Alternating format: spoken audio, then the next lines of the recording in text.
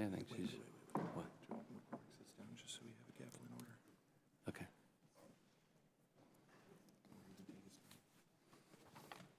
Come on, sit down, big boy. All right. He wants to get the gavel. The Select Subcommittee on the Coronavirus Pandemic will come to order. I want to welcome everyone here today. Without objection, the chair may declare a recess at any time. Pursuant to Rule 7D of the Committee on Oversight and Accountability, and at the discretion of Chairman Comer, Mr. Jordan, a member of the full committee, may participate in today's hearing for the purposes of questions. I now recognize myself for the purpose of making an opening statement. Today, the Select Subcommittee is holding a hearing to examine the Centers for Disease Control and Prevention's policies and decisions during the COVID-19 pandemic. The pandemic sent shockwaves through all aspects of American life: school, work, family, sports, and faith. This was a novel virus. There was much we didn't know, and we didn't know how to react. Educated guesses were the best we could do in some cases, especially early on. But throughout, I maintained hope. And what should have and could have united our country, but did not, instead drove division, unfortunately. I was hopeful that the pandemic could be a unifying force for our country and for the world. After all, a common danger unites even the bitterest enemies. Unfortunately, in many ways, our public health leadership did not always rise to the occasion. Instead of being a calm and trusted voice of science and reason, the American people often felt let down, often deceived, and left damaged. Director Walensky, given how difficult it was to get you here today, with the HHS often negotiating on your behalf, it appears that maybe this administration did not want you to speak regarding these topics. In case you were unaware, nearly 10 weeks ago, on April 5th, the Select Subcommittee requested that the CDC make you available to testify today. On May 22nd, the Select Subcommittee officially invited you to testify. Through the negotiation process, the Biden administration said there was insufficient time for you to prepare. Now, this may even astonish you, considering the Select Subcommittee provided nearly 10 weeks' notice. HHS then rejected 2 other later dates and provided more seemingly illogical excuses. Again, in case you were unaware, it took the threat of a subpoena for the administration to finally allow you to attend this hearing. We think that maybe you were willing the whole time, so I want to thank you personally for being here today. It is, however, curious that the administration tried so hard to hide you from the American people. I suppose that some would rather the American people simply move on. But without review of processes and decision-making, it's difficult to plan for the future. And there will be a problem again in the future. It is the duty of this Select Subcommittee to ensure that we address failings so we're not doomed to repeat them.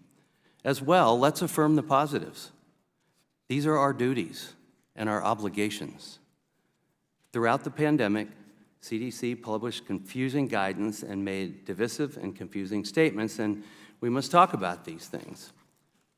Director Walensky, you made several of these statements yourself, some that even contradicted CDC's official guidance. We have many questions about some of the statements made by several people and directives made, and facts that may be contradictory. Beginning with, on February 3rd, 2021, you said, quote, there is increasing data to suggest that schools can safely reopen, and that safe reopening does not suggest that teachers need to be vaccinated, end quote. The next day, then White House Press Secretary Jen Psaki said, quote, Dr. Walensky spoke to this in her personal capacity, end quote. That's interesting. You were speaking at a White House press briefing when you made the statement. The official CDC logo was behind you, and the transcript is on the White House website. Doesn't sound like personal capacity to me. Seems like the Biden administration just disagreed with what you were saying. And we'll ask you about that today.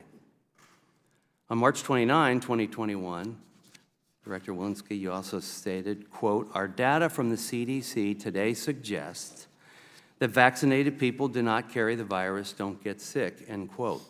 3 days later, a CDC spokesman walked this back and said that you were speaking broadly and that some people who are fully vaccinated might indeed catch COVID-19. So this raises the question of whether the science supported what you are publicly saying or not. The lack of scientific awareness of the Biden administration became clear when on July 21, 2021, President Biden made the unequivocal statement, if you're vaccinated, you're not going to be hospitalized, you're not going to be in the intensive care unit, and you are not going to die.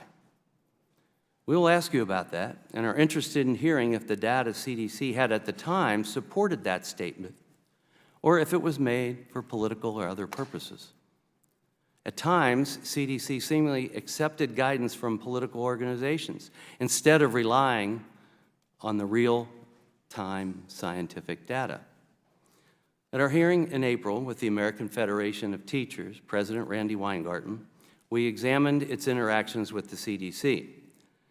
Dr. Henry Walke, a scientist at the CDC, described AFT's level of access as uncommon.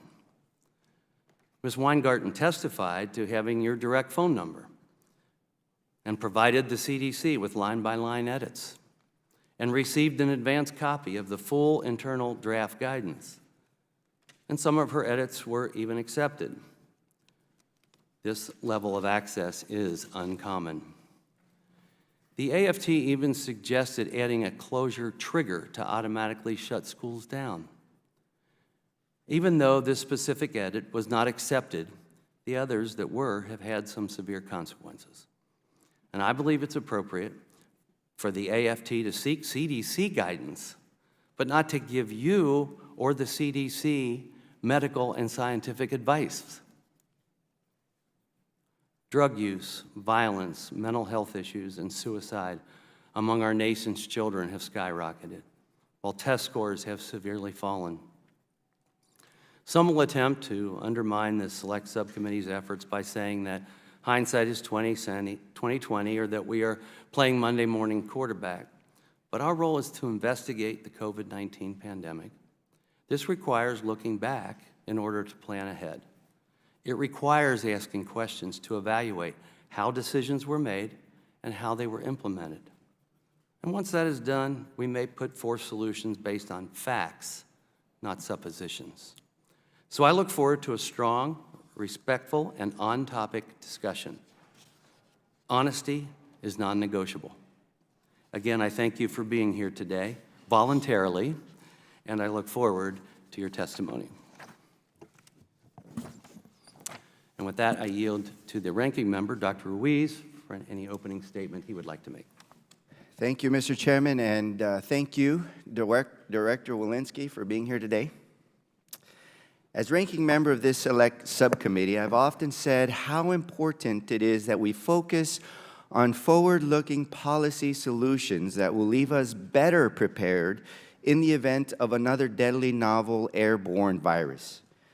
At the forefront of this work is the nation's Center for Disease Control and Prevention, which, under Director Walensky's direction, helped guide us out of the darkest days of the COVID-19 pandemic. Her steadfast leadership mobilized the most successful vaccination campaign in our nation's history, leading to more than 600 million shots in arms, prevented 18.5 million hospitalizations, and saved 3.2 million lives from COVID-19. Under her leadership, 95% of America's schools that were forced to close during the previous administration's failed pandemic response safely reopened for in-person learning within just 1 year. And because of her tireless efforts, our nation's public health workforce was fortified and the CDC made critical strides to ensure that the American people received accurate, data-informed public health guidance that reflected what we knew about an evolving, ever-changing pandemic at crucial points in time.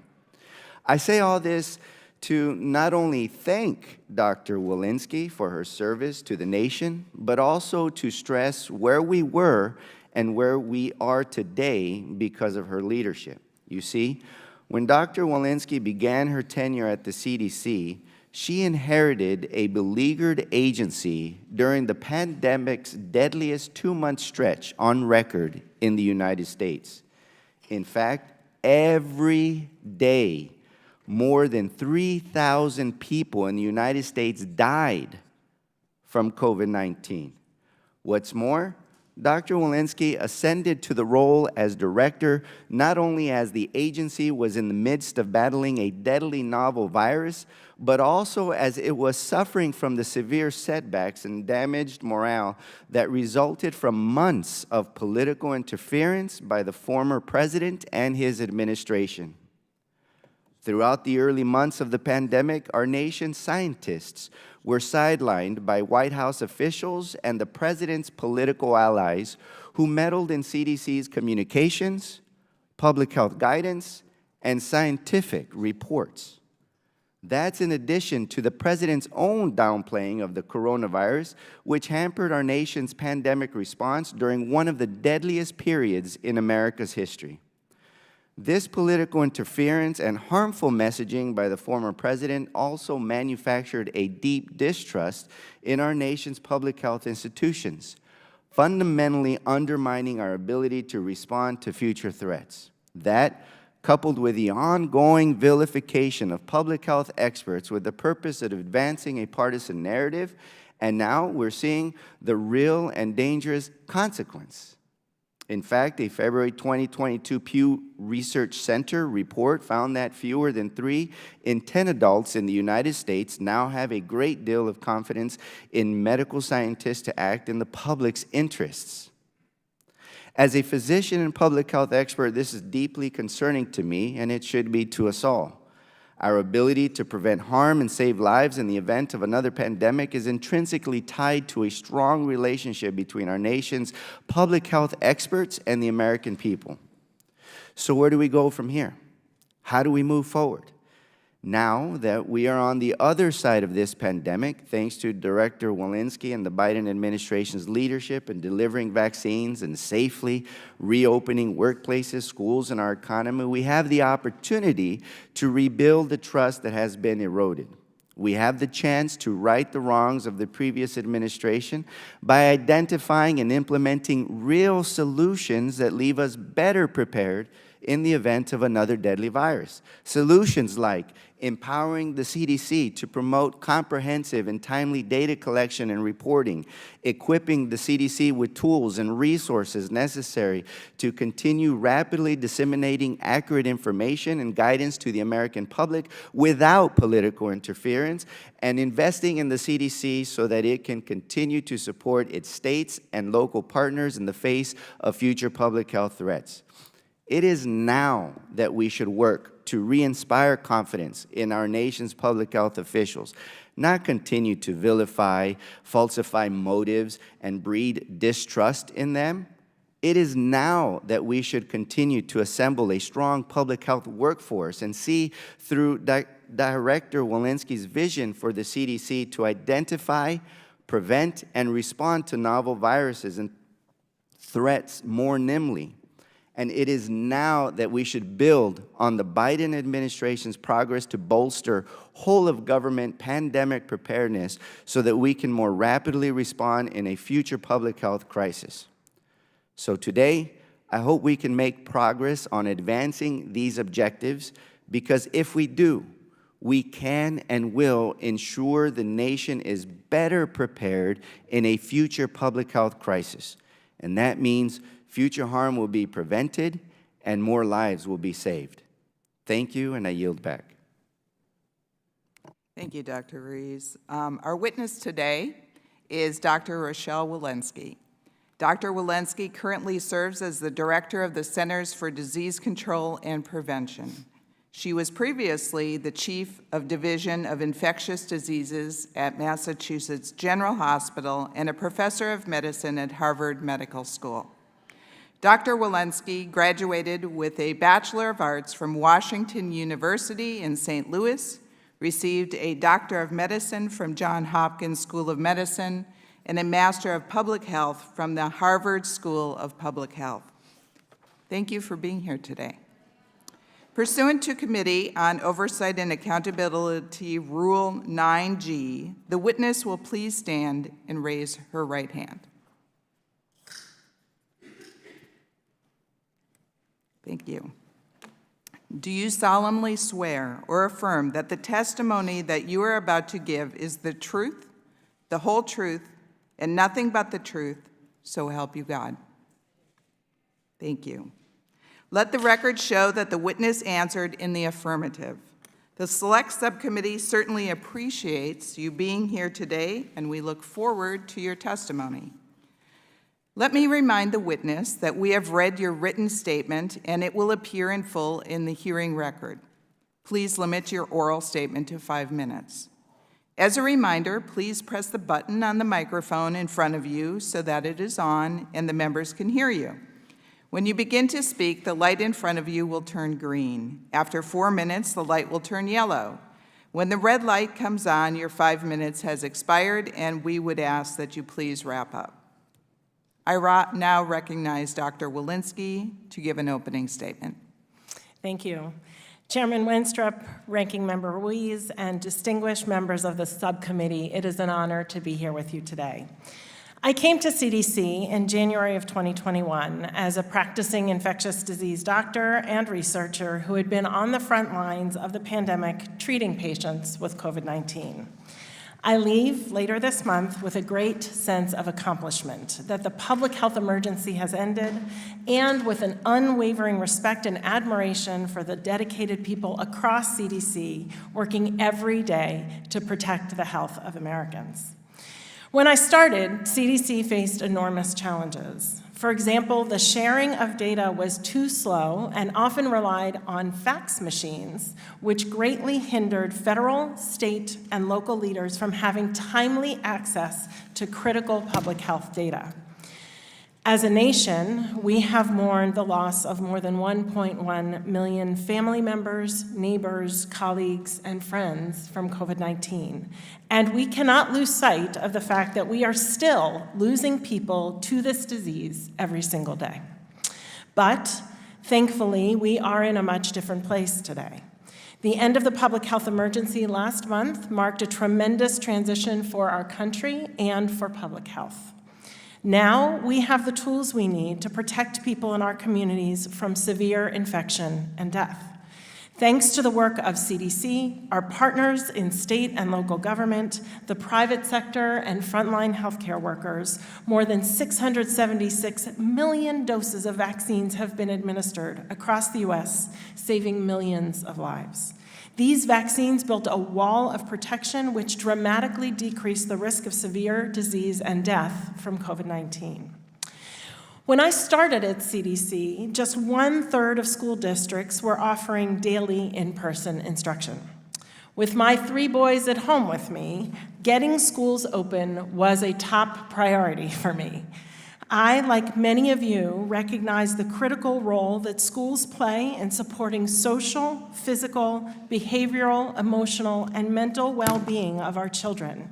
In fact, one of the first guidance documents released by CDC just 23 days after I started was the operational strategy for K-12 schools through phased mitigation on February 12, 2021. This roadmap to reopen schools and help them remain open was the result of countless work hours by CDC staff, along with feedback from over 50 organizations and implementing partners. Organizations and individuals whose engagement we needed, whose participation was essential if school opening was actually going to happen. And it worked. By the fall of 2021, nearly every school district in the United States offered daily in-person instruction. Throughout my tenure as CDC director, I used the best available and often emerging data to inform real-time policy decisions. Rarely did we see new scientific findings that were immediately and unanimously clear and consistent. But at CDC, we have a strong commitment to acting quickly with transparency when new science gives us better ways to protect the public health needs of our most vulnerable. For example, when 2 studies were released in March of 2021 showing that we could reduce physical distancing in schools from 6 feet to 3 feet, we acted to release new updated school guidance just 4 weeks after our initial effort. Fortunately, today we know so much more about this virus than we did when it first emerged. And in 2023, we believe the darkest days of this pandemic are now part of our history. Despite important accomplishments and improvements to our public health lab capacities, expanded ability to collect and share high-quality public health data, and bolstered public health infrastructure, CDC still has more work to do, and I am deeply motivated to make improvements based on what I had seen. I launched an all-agency review, CDC Moving Forward, in April of 2022 to address the lessons learned from COVID-19, increase accountability, and improve how we deliver information to Americans. As CDC continues this internal work, we need partnership with Congress to better position CDC for success. In closing, the rate of infectious disease threats that I have seen as CDC director should be a warning to us all. As a nation, we failed to heed the lessons from previous disease outbreaks. We are once again faced with opportunity. Collectively, we should focus our work on moving the agency and public health forward. Our response to the next infectious threat relies on how we come together and have productive conversations about supporting a more prepared America. I commit to further this goal in my last weeks at CDC and beyond. It's too important, and too many lives are at stake. I hope you will continue to work with me and CDC to support sustainable public health investments and updated authorities that will protect the security of Americans by being better prepared for tomorrow's health threats. Thank you, and I look forward to your questions. Thank you, Dr. Walensky. I now recognize the chairman of the full committee, Mr. Comer from Kentucky, for 5 minutes of questions. Thank you, Madam Chair. The CDC frequently communicated with big tech and social media companies to coordinate the censorship of posts that express skepticism or criticism of the COVID-19 vaccines. Dr. Walensky, is there a difference between medical opinions and misinformation?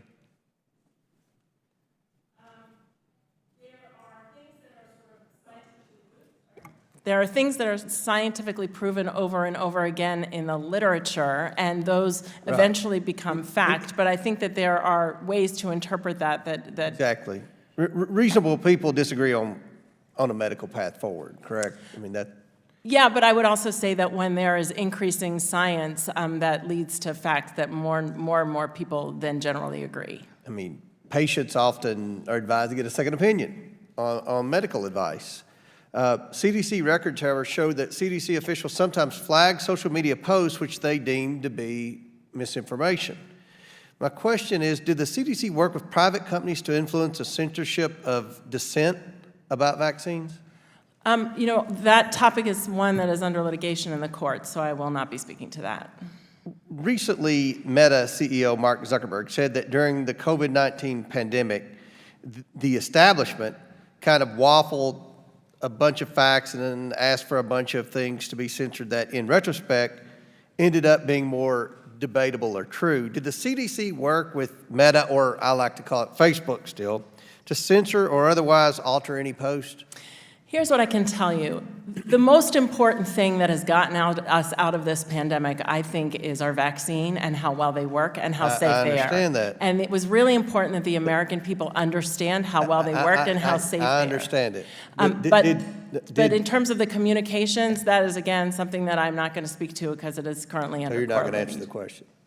It is currently under court litigation. I hear that so much on everything we do. It's currently under investigation. Did the president take a bribe? Dr. Jackson, it's currently under investigation.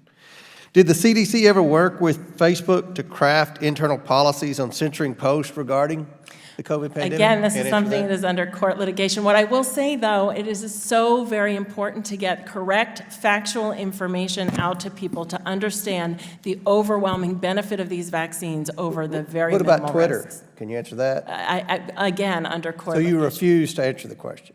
No, what I'm saying is it is under court litigation, and I will say that the most important thing that we were working towards at CDC is to get facts out to people so they understood in plain language Okay. what was But important, which my is that the time, I'm going to vaccines reclaim my were time. working. Facebook's policy on coronavirus misinformation dated February 8th, 2021 said that it would purge, quote, false claims, including the notion that COVID-19 is man-made or manufactured. Director, did the CDC ever recommend that Facebook or other companies censor posts promoting the lab leak theory?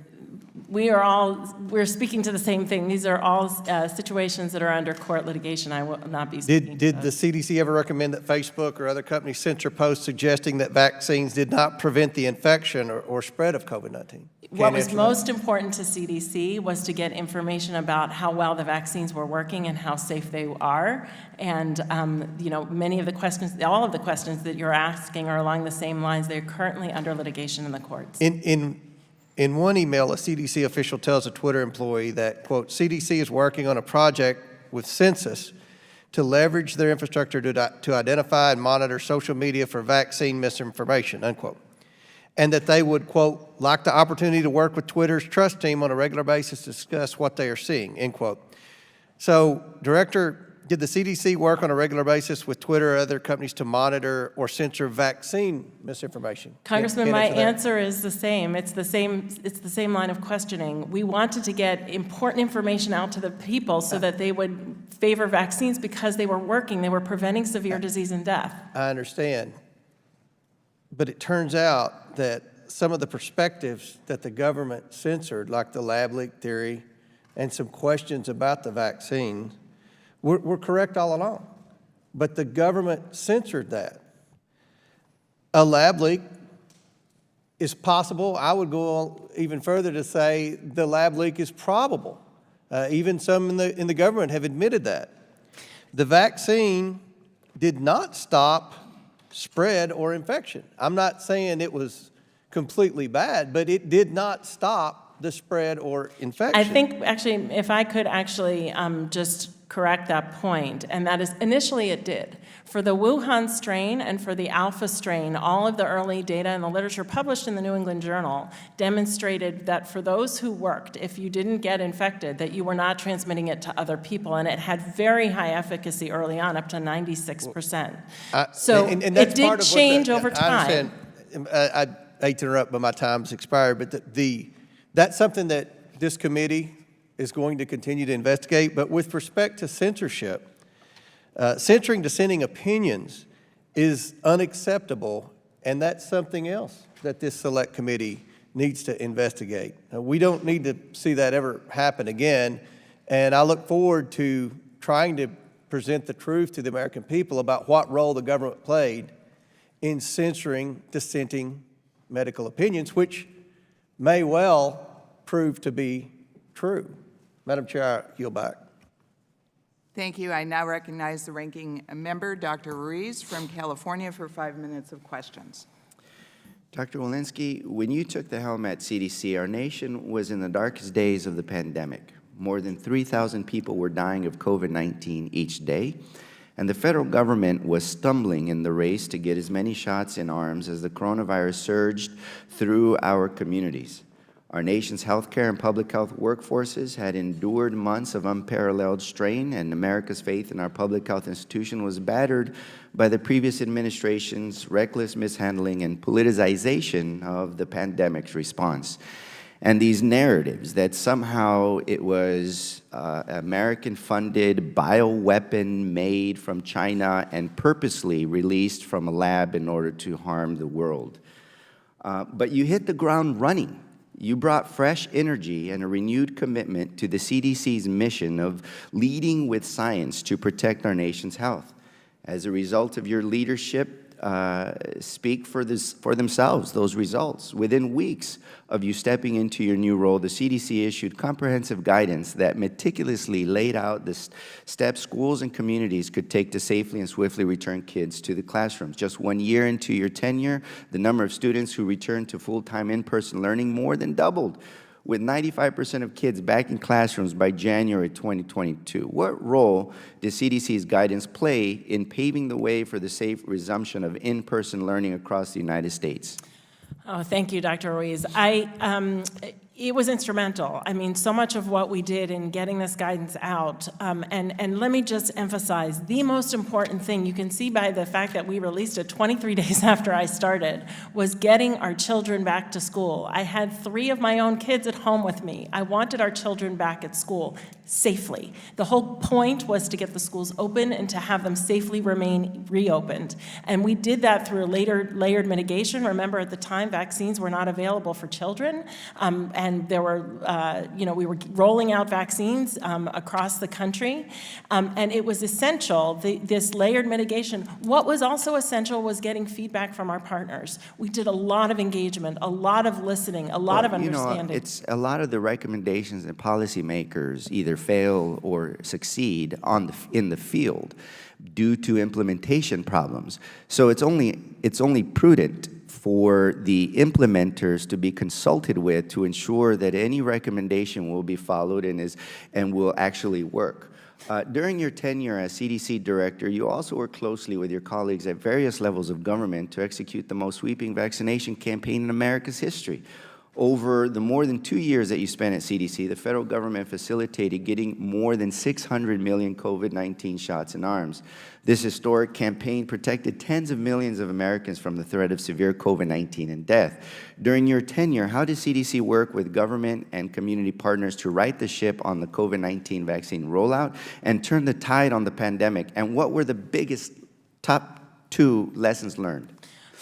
Well, first, we didn't have an infrastructure to support vaccine rollout, and we still don't have an active infrastructure. That is something I would really request from Congress, is that we have a Vaccines for Adults program so that we can roll out vaccines again in the future. But we worked across all of government, private sector, private partners. We had a federal retail pharmacy program that was able to reach people where they were. We worked on equity initiatives. The biggest divide was across rural and urban divides, that we were not reaching as well urban people, so we had to do that. We worked with community-based organizations, faith-based organizations. This was an all-hands-on-deck approach. Thank you. Dr. Walensky, your departure from the CDC comes at a time of transition for our nation. Under the Biden administration's leadership, we've emerged from the darkest days of the pandemic and are now tasked with the critical mission of preventing and preparing for future threats to our public health. This is not the time to let up on the gas pedal. Instead, it's our time to recommit to the mission of empowering and investing in America's public health institutions which work on the front lines of emerging threats to keep us safe. As we look to the future, what are the 2 actions Congress should take to have the greatest impact in ensuring that the CDC is equipped to get ahead of the next potential pandemic? The 2 biggest ones would be, in my mind, a focus on data, our data highways, whether our data systems are coming in. We do need resources for our data highways, and to have data authorities so that we can see the data that are coming and we can act nimbly in real time. That would be one. The second, in my mind, would be expanded workforce authorities, so that if we're expected to be a response-based agency, we have the authorities of other response-based agencies, direct hire authorities, overtime authority, danger pay, those sorts of things. You know, I think these are the critical things that we should work towards building, and let the theories and the accusations without evidence that are oftentimes made out of context go, so that we can actually work on the important priority things that will save lives. With that, I want to thank you, Director Walensky, for the tireless dedication you've shown to America's public health during your tenure and for your time today. Thank you so much. I yield back. I now recognize myself for questions, actually. And again, Dr. Walensky, I want to thank you for being here.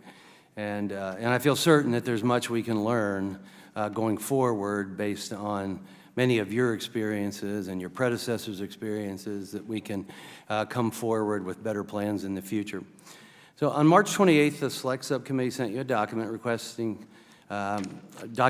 regarding the drafting of the CDC's February 2021 school reopening guidance, particularly whether any outside groups exerted uncommon influence over the process. On April 26th, the Select Subcommittee held a hearing with the President of the American Federation of Teachers, Mrs. Randy Weingarten. Then on June 1, after 2 months of the CDC failing to produce a single document, we had to follow up on our March 28th letter. So this investigation is a priority to the Select Subcommittee, as you can imagine. And today, all we expect is honesty.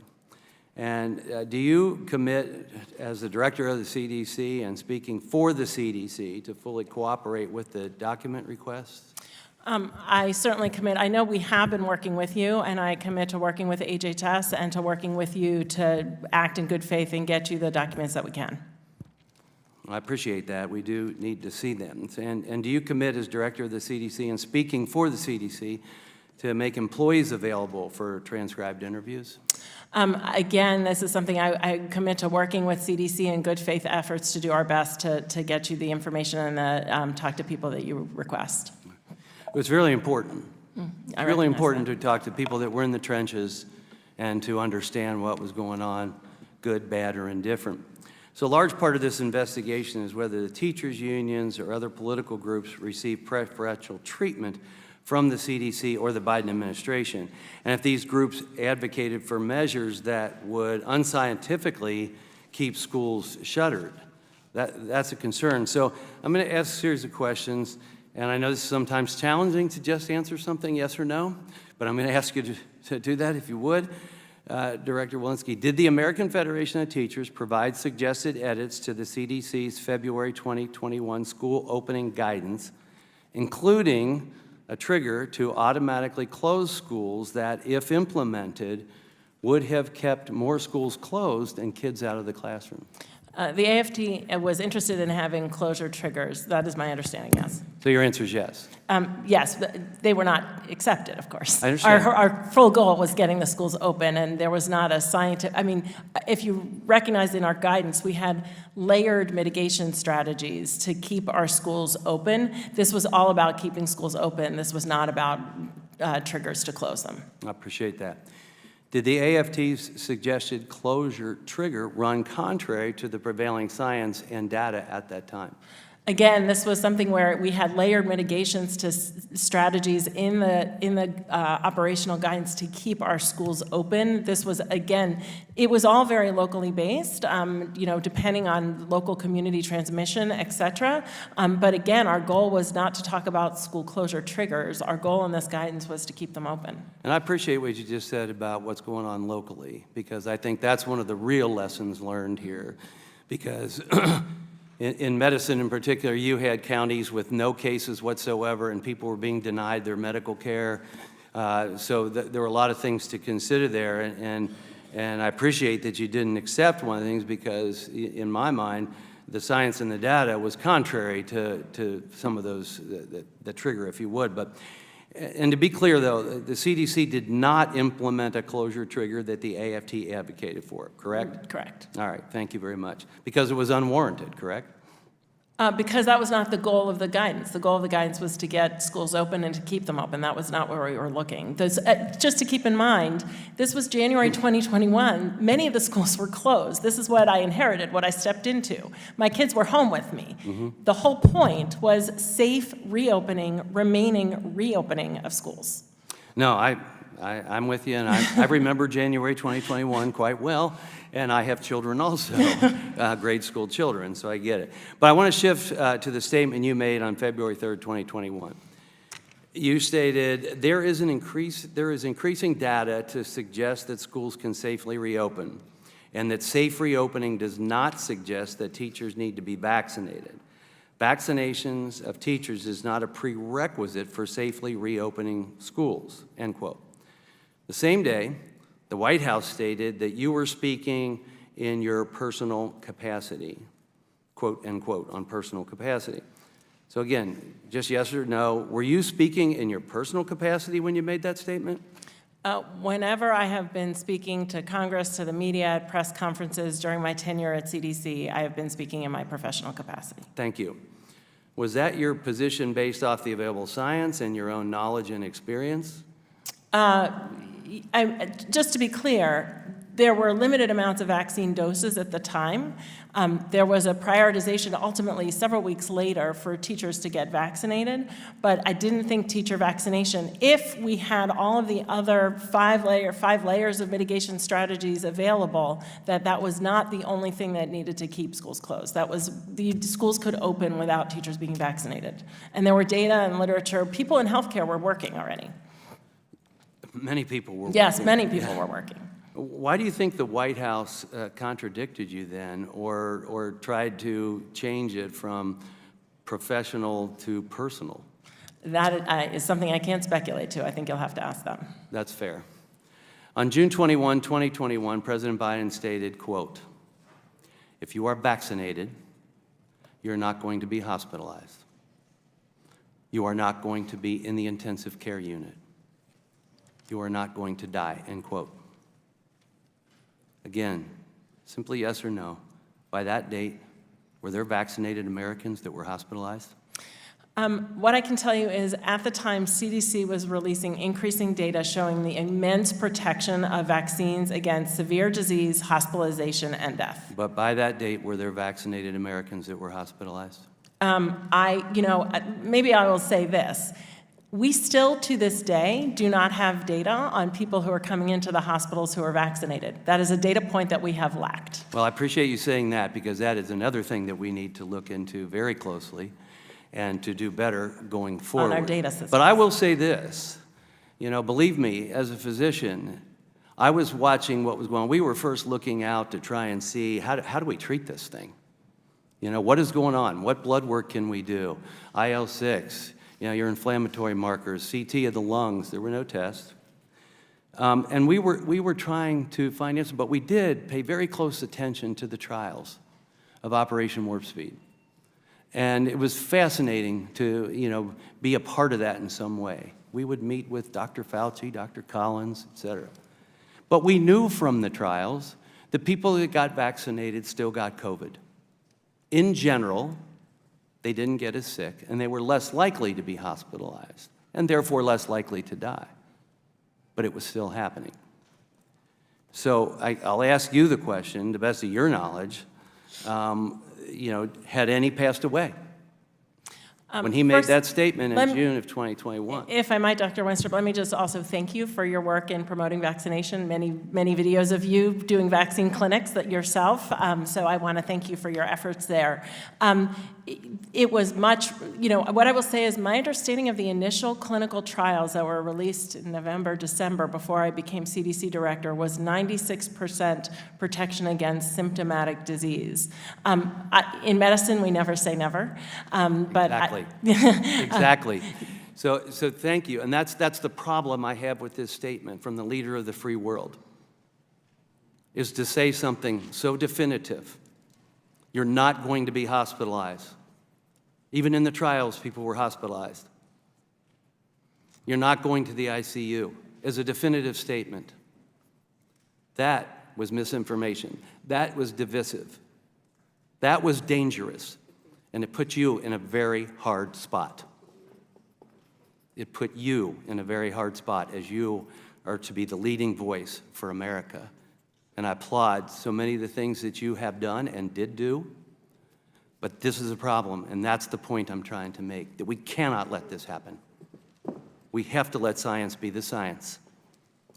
And in my opinion, we should have been hearing from the doctors who treated COVID patients, not politicians, not someone in the lab. So one more question. So just to be honest, we know the vaccination saved lives. We know it's not perfect, but there were breakthrough cases and there were deaths, and we have to do better going forward. I now recognize the ranking member of the full committee, Mr. Raskin from Maryland, for 5 minutes of questions. Thank you, Mr. Chairman. Dr. Walensky, you're a graduate of Churchill High School in beautiful Montgomery County, Maryland, and the people of the 8th District are very proud of your devotion and your commitment to the public health and public education. In October of 2022, the Select Subcommittee on the Coronavirus, led by Chairman Clyburn, which I served on, uncovered a deliberate campaign by the then leader of the free world, former President Trump, and his associates to distort and politicize the CDC's COVID-19 public health response before the 2020 presidential election. This disinformation strategy is best described by Trump's own political appointees. President Trump's COVID-19 coordinator, Dr. Deborah Birx, who has famously told America that the Trump administration could have prevented hundreds of thousands of deaths from COVID had it acted effectively to address the epidemic, stated that Dr. Scott Atlas, another Trump appointee, quote, was overtly mixing public health with politics by advocating the idea that case identification is bad for the president's reelection. Dr. Paul Alexander, a Trump appointee, former senior policy advisor in CDC's Office of Public Affairs, said this: "Here's the issue. If the communication is left with just the statement that minority groups, are at higher risk than on its face, this is very accurate. However, in this election cycle, that is the kind of statement coming from CDC that the media and Democrat antagonists will use against the president. Each time we talk about these deaths, we need to tell the nation why these deaths happened. This was due to decades of Democrat neglect." President Trump and his allies not only spread medical disinformation about quack medical cures like hydroxychloroquine and injecting yourself with bleach, but they lied to the American people very explicitly for their own political benefit. In discussing the importance of getting accurate scientific information about COVID out to the people from CDC, Dr. Martin Cetron, director of the Division of Global Migration and Quarantine, told the Senate, the Select Subcommittee during a transcribed interview, quote, "There are people no longer with us that would have benefited from that kind of very clear messaging." Now, Dr. Walensky, do you agree that accurate science-based public health guidance would have saved lives that we lost during the COVID-19 epidemic? That has been my goal. Thank you. First of all, go Bulldogs. But that has been my goal since I got here, is to provide the most up-to-date information that we have, tell people what we know, tell people what we don't know, tell people that things may change if we have a new variant, for example. But why has that been your goal? Why is it so important to get accurate, scientifically based information out to the people? Because that is how they make their own risk-based decisions. It is they are making their own decisions, and they are doing it based on what they hear from scientific experts, from leaders in the field, and that is how they should be making those decisions. Right, but presumably you want them to make scientifically based decisions because that will protect their own health. Of course. And safety. So if the government is involved in putting out distorted information or propaganda or disinformation, it is going to undermine the public health. And that was actually among the challenges as I came in, and in fact, among the challenges that have been discussed here this morning. Well, tell us about that. What kind of challenges in terms of staff morale and public trust did you inherit when you became the CDC director? Look, we have an agency, I'm gifted to have an agency that works 24/7 to protect Americans. We have people who were rappelling out of helicopters to drop test kits onto the Diamond Princess. We have people who have gone door to door in Ohio during the Ohio train derailment for hours on end. We have people working in Ebola treatment centers doing infection control, and they are now seeing the vitriol splashed across the pages of the work that they are doing. Their job is to work 24/7 to protect the nation and protect health. And we do that through all of those activities and through releasing science. And when they are undermined, you see risks to their lives. You see people leaving. I think there's an estimate that about half of public health workers across this country have left the field because they've been threatened.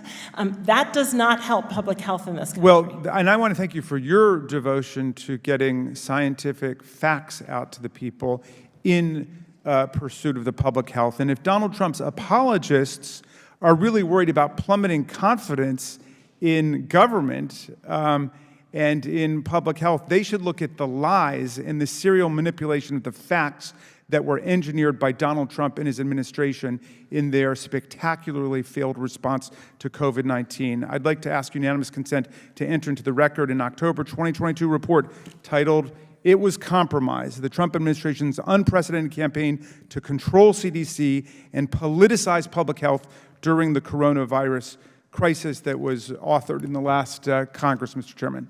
Without objection. I yield back. Gentleman yields and now recognize Dr. Miller Meeks from Iowa for 5 minutes of questions.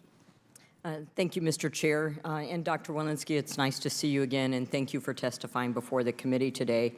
And let me just be the diplomat in the room and say that both administrations failed the United States public in its response to the pandemic, and that, in fact, is why we're having this hearing. And thank you, Chair Winstrup, for conducting it and for the questions that you have asked and have posed for us to ask, so that our next response to the next pandemic, which we know is coming, is better and that we're better prepared for it.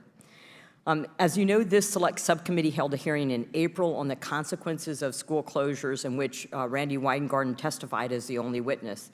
She vehemently denied coordination between the American Federation for Teachers and supported the scientific expertise that her union offered on COVID transmission rates among children.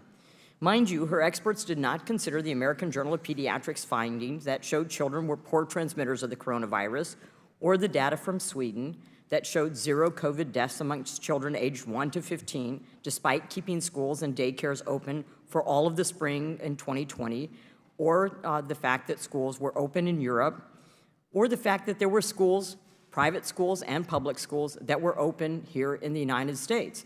My state in Iowa had reopened schools in August of 2020. And let's not forget the American Federation for Teachers is not a scientific body. The data showed that not only are children poor transmitters of the virus, but they're also, unless they are at high risk, at very low risk for hospitalization and death.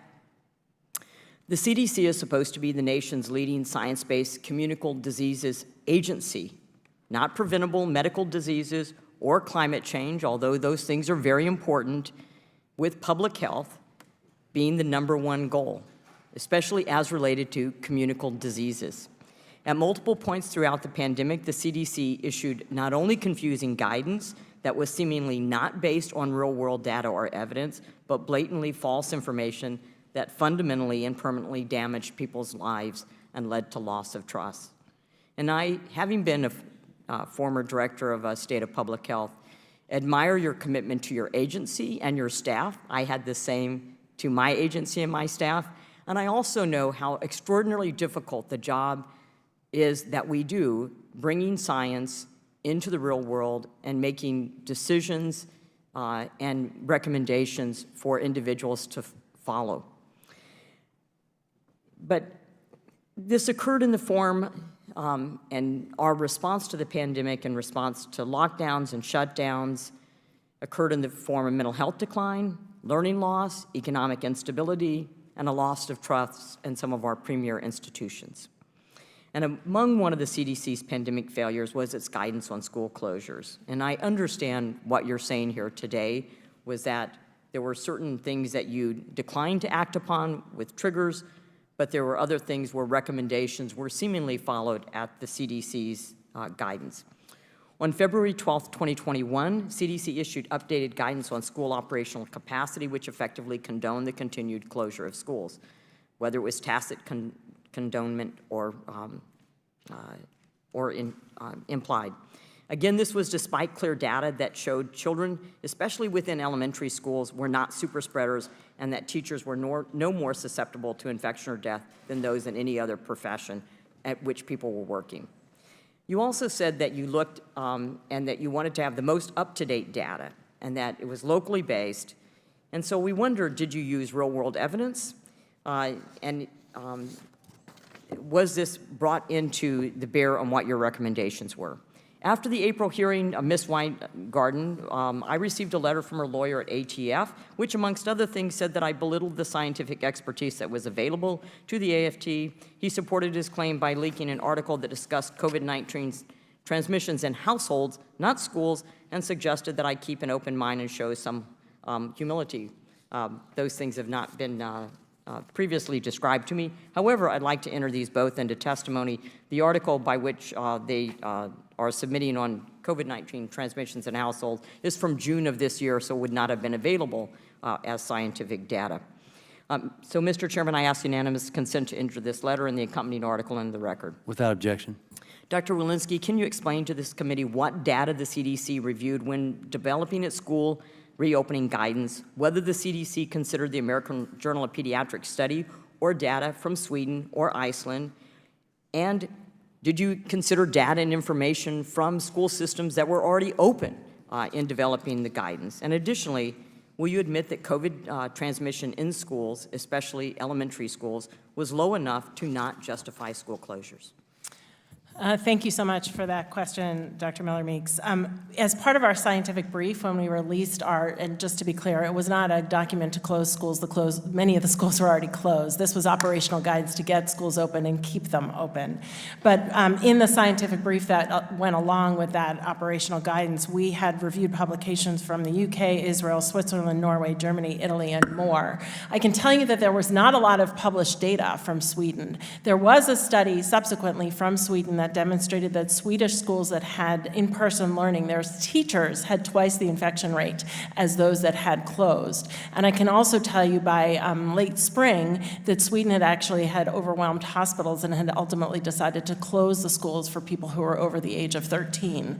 So we did absolutely look at data from other countries as we were doing this. Again, part of the operational guidance, and you speak to what happened in Iowa, but part of the operational guidance was to look at your local community transmission and to say if your local community transmission is low, we really encourage our kids to get back to school. That was entirely the point, as has been noted before. I also want to highlight that the American Academy of Pediatrics at the time supported our guidance when it was released. So we had support from not only public health workers throughout CDC as our guidance. We had done a lot of engagement with our partners and implementing partners, but we had support from the American Academy of Pediatrics. Thank you. Thank you. I yield back. I now recognize Mr. Mfume from Maryland for 5 minutes of questions. Thank you very much, Mr. Chairman. I want to thank you and the ranking member for calling this hearing. Director Walensky, thank you very much for being here with us. Just a couple of things and some thoughts and maybe one or two questions. We seem to always think about the pandemic as if it were some great big novel that had chapters that, as we read it, we knew what to expect. We did not know what to expect with this. We were operating in real time, and I've said that at each beginning of each one of these hearings. It's so easy to go back and to be a Monday morning quarterback or to claim to be doing the kind of investigative work that we are sure about the outcomes were. This was real. And the fact that healthcare workers have left in droves because we've bastardized what they've done, we've made them feel bad, we've deemed their efforts not worthy of what they should have done in our opinion, we've questioned their tenacity. We keep always making this reference to European countries without doing all of the proper research. I mean, transmission rates in European countries were not apples to apples when compared with the U.S. It's important for us to say that. And I know it's novel and interesting and quick to be able to say, well, they did this in Germany, France, Sweden, et cetera. But just the fact that even in Sweden, as we just heard, infection rates for teachers were some of the highest rates that were being recorded. So it's oftentimes good to pump the brakes and to recognize that we were all fortunate enough to get through a very debilitating crisis as a nation, and that what we probably should be doing is looking to the future, not back at the past, because we've examined that 100 times to figure out if perhaps next year something like this happens again, what do we do and how do we do it? Director Walensky, I'm glad that you're here. I hope you use this as an opportunity to be able to express yourself in a way that you may have been constrained previously. We want to congratulate you on your work that you've taken part in and that you've led so many others in. Thank you for your accomplishments. I want to correct and affirm the record whenever I can. In your time as director of the Centers for Disease Control, you guided safe school openings of 100,000 schools and distributed the vaccine to 200 million Americans. And you've increased the aggregate number of COVID tests to almost 1 billion, funded medical research by directing your own budget internally to be able to do the things that were very, very important, and then put in place an organizational structure that's much nimbler with a greater response time. So we really should be saying congratulations from this committee. None of us had that task. We know we're all here now with the microscope, but when you're in it and you're in the ring and you've got to figure out what to do and you're being measured every day, it's a very tough job. I am particularly interested in your work to address disparate health outcomes and to advance health equity. We have seen among affected populations just all sorts of things that cry out for greater attention. And in your tenure as director, you established the updated Office of Health Equity. Is that correct? Thank you for that. And you led the development of CDC's new equity-centered data system. Thank you for that. And for the first time in CDC's history, you account now for social factors that have an impact on health, such as where people live and what's their income, what's their race, their age, their access to health care. Thank you again for that. Painfully, we've learned that during a public health crisis, we've got to be able to identify as well as care for the most vulnerable among us. And collecting and organizing that data will be critical, I believe, towards identifying vulnerable populations and ensuring their ability and to have resources and to thrive. I would ask you, though, if you could just take a moment in your own words and tell us what you think, quite frankly, are some of the things that we should be looking at as a legislative body. In other words, what legislation and legislative ideas would you suggest to this committee on the record that we perhaps could and should look at to begin the process of modernizing the country's data reporting system and how this change might, in fact, improve health outcomes for vulnerable populations? Thank you so much for that. So much of what we are doing in CDC moving forward in our Office of Health Equity has been work that we can do internally, but we really do need your support. So for example, and I spoke a little bit earlier about our data systems, we have, data doesn't come to us necessarily with race and ethnicity data. If we can't see that those data that we have, or rural-urban data, zip code data, if we can't see where there are deficiencies, lack of access, lack of vaccinations that are happening, then we don't actually know where to tailor our efforts. There are two things that need to happen in that regard. One is we have to stop using fax machines to get data to CDC. We need resources for data highways so that, and many of those resources are going out to jurisdictions, 3,000 jurisdictions reporting data to us. If those data highways are flowing, then we can actually receive the data and give it back so that County A knows what's happening next door in County B. It's also the case that we don't have the authority to, we act voluntarily, receive data voluntarily. That means it comes in non-standardized fashions. It doesn't come in with all of the information that we want. The example in the Mpox outbreak is we didn't know the race and ethnicity of people who are getting Mpox or people who might have gotten the vaccine. Were we actually matching the vaccine with where the cases were happening? So we need some data authorities so that we can act nimbly and so that we can actually intentionally put resources where they are needed. The other is our workforce authorities. We've talked a lot about the attrition in public health workforce and healthcare workforce. Tax-exempt loan repayment, for example, direct hire authorities, fellowship hire authorities, danger pay, the fact that we have people in Ebola-stricken nations working but not receiving danger pay. These are all some of the authorities that a nimble, response-based agency should have. Thank you. My time has expired. Thank you for your work, too. Thank you. I now recognize Ms. Lesko from Arizona for 5 minutes of questions. Thank you, Dr. Walensky. In an April 26 hearing with American Federation of Teachers, Randy Weingarten, we learned that she has your direct phone number. This is particularly interesting because of some of the nearly verbatim language and additions to the CDC's school guidance that you took from the American Federation of Teachers. Dr. Walensky, do you maintain an official government and personal cell phone? I do, but may I also comment that I have several questions. Does Ms. Weingartner have your official or personal cell phone numbers, or both? I believe she has both. Have you ever exchanged text messages with Ms. Weingartner? I have. Were these texts on your official or personal phones? Or both? I would have to go back and check. It may be both.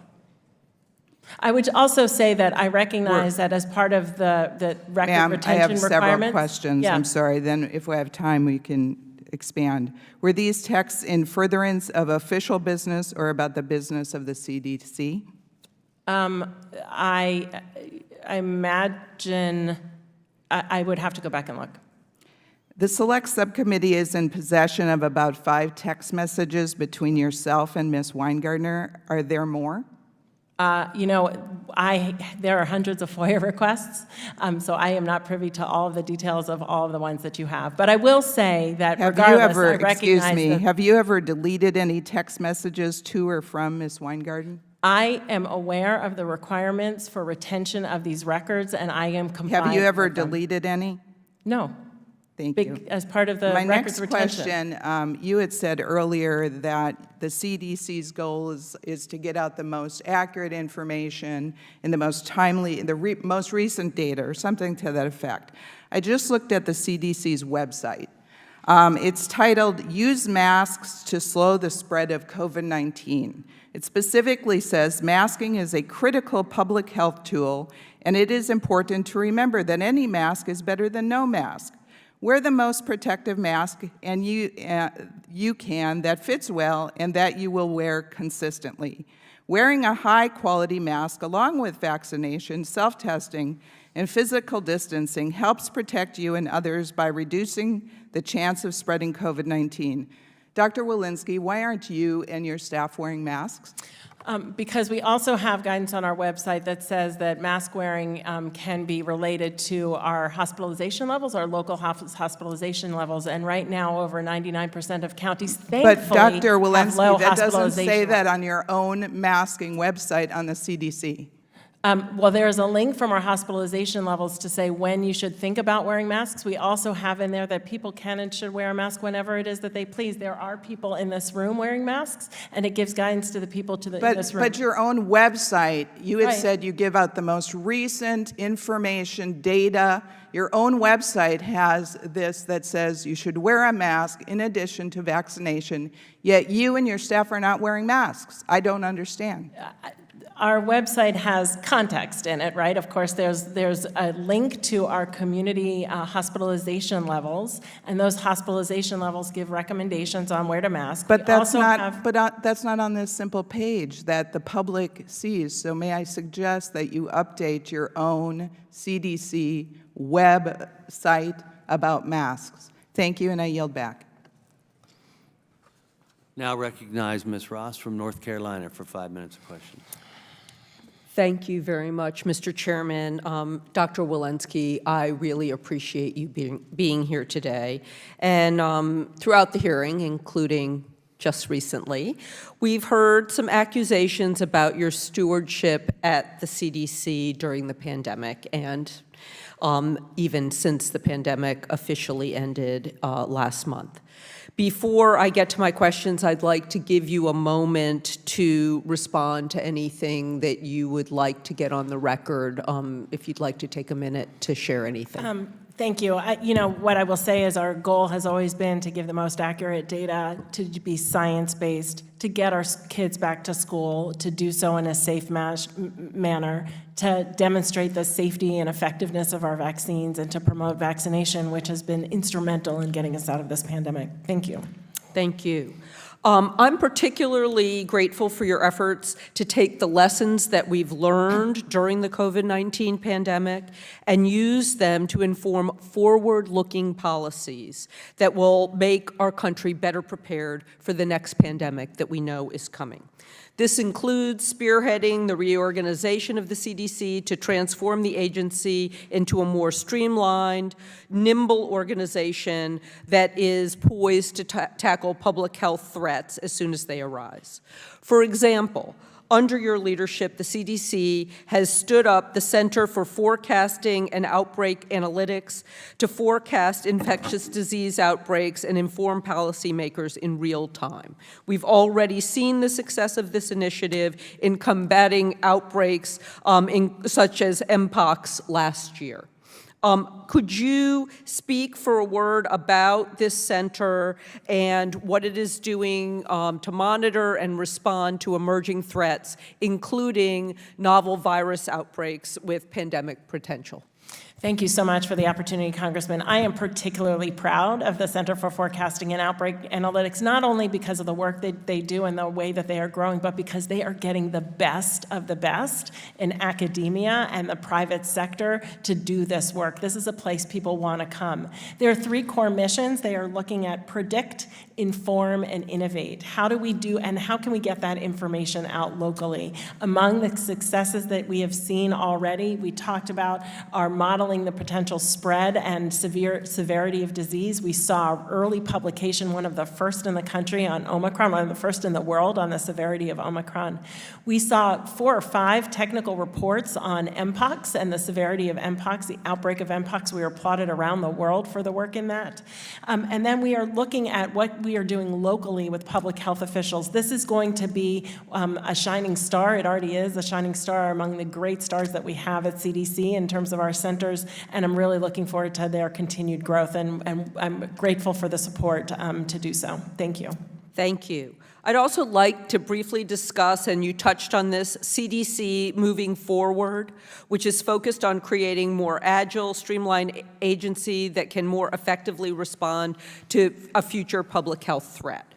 You launched this initiative first with a programmatic review of the agency and its systems. Why is it important to you to conduct this review, and how did its results inform your plan to modernize the CDC? This was critically important. It was April of 2022. We were just coming out of a massive Omicron wave, and we had learned a lot. We had never, in CDC's 76-year history, had a once-in-a-100-year pandemic. And so the question was, how do we take the lessons immediately learned and apply them so that we can be the public health agency of the future? And we learned a lot. We needed to move our science faster, and I'm proud to say that since I've been at CDC, our science is getting out 50% faster than it used to. That we needed to have implementable on-the-ground guidance, and we needed to work with our partners in order to do so, and we continue to do that. That we need to have a response-based agency. We are expected to be a science-based agency. We also need to be a response-based agency. And we need to communicate well to the American people. We were really used to having our audience be public health workers and healthcare workers, but now all of a sudden people were coming to CDC website themselves. They knew who we were. And so we really needed to have communication strategies to the American people.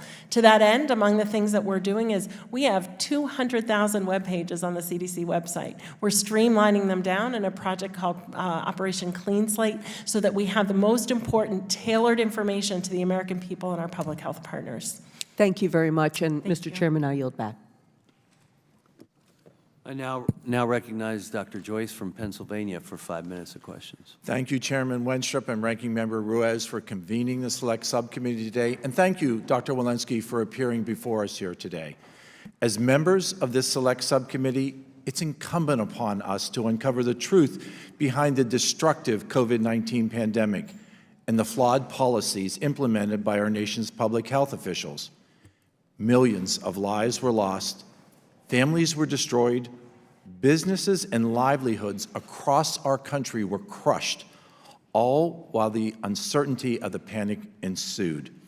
In these moments of uncertainty, those who swore oaths to protect, often look to their elected officials, to their community leaders and public health organizations for guidance. However, misguided, erroneous, and often confusing policies were implemented. Contradictory statements were habitually made by the same officials charged with guiding the public through this widespread health emergency. This virus and related government policies led to vaccine mandates, lost jobs, supply chain problems, and the isolation of our nation's young people.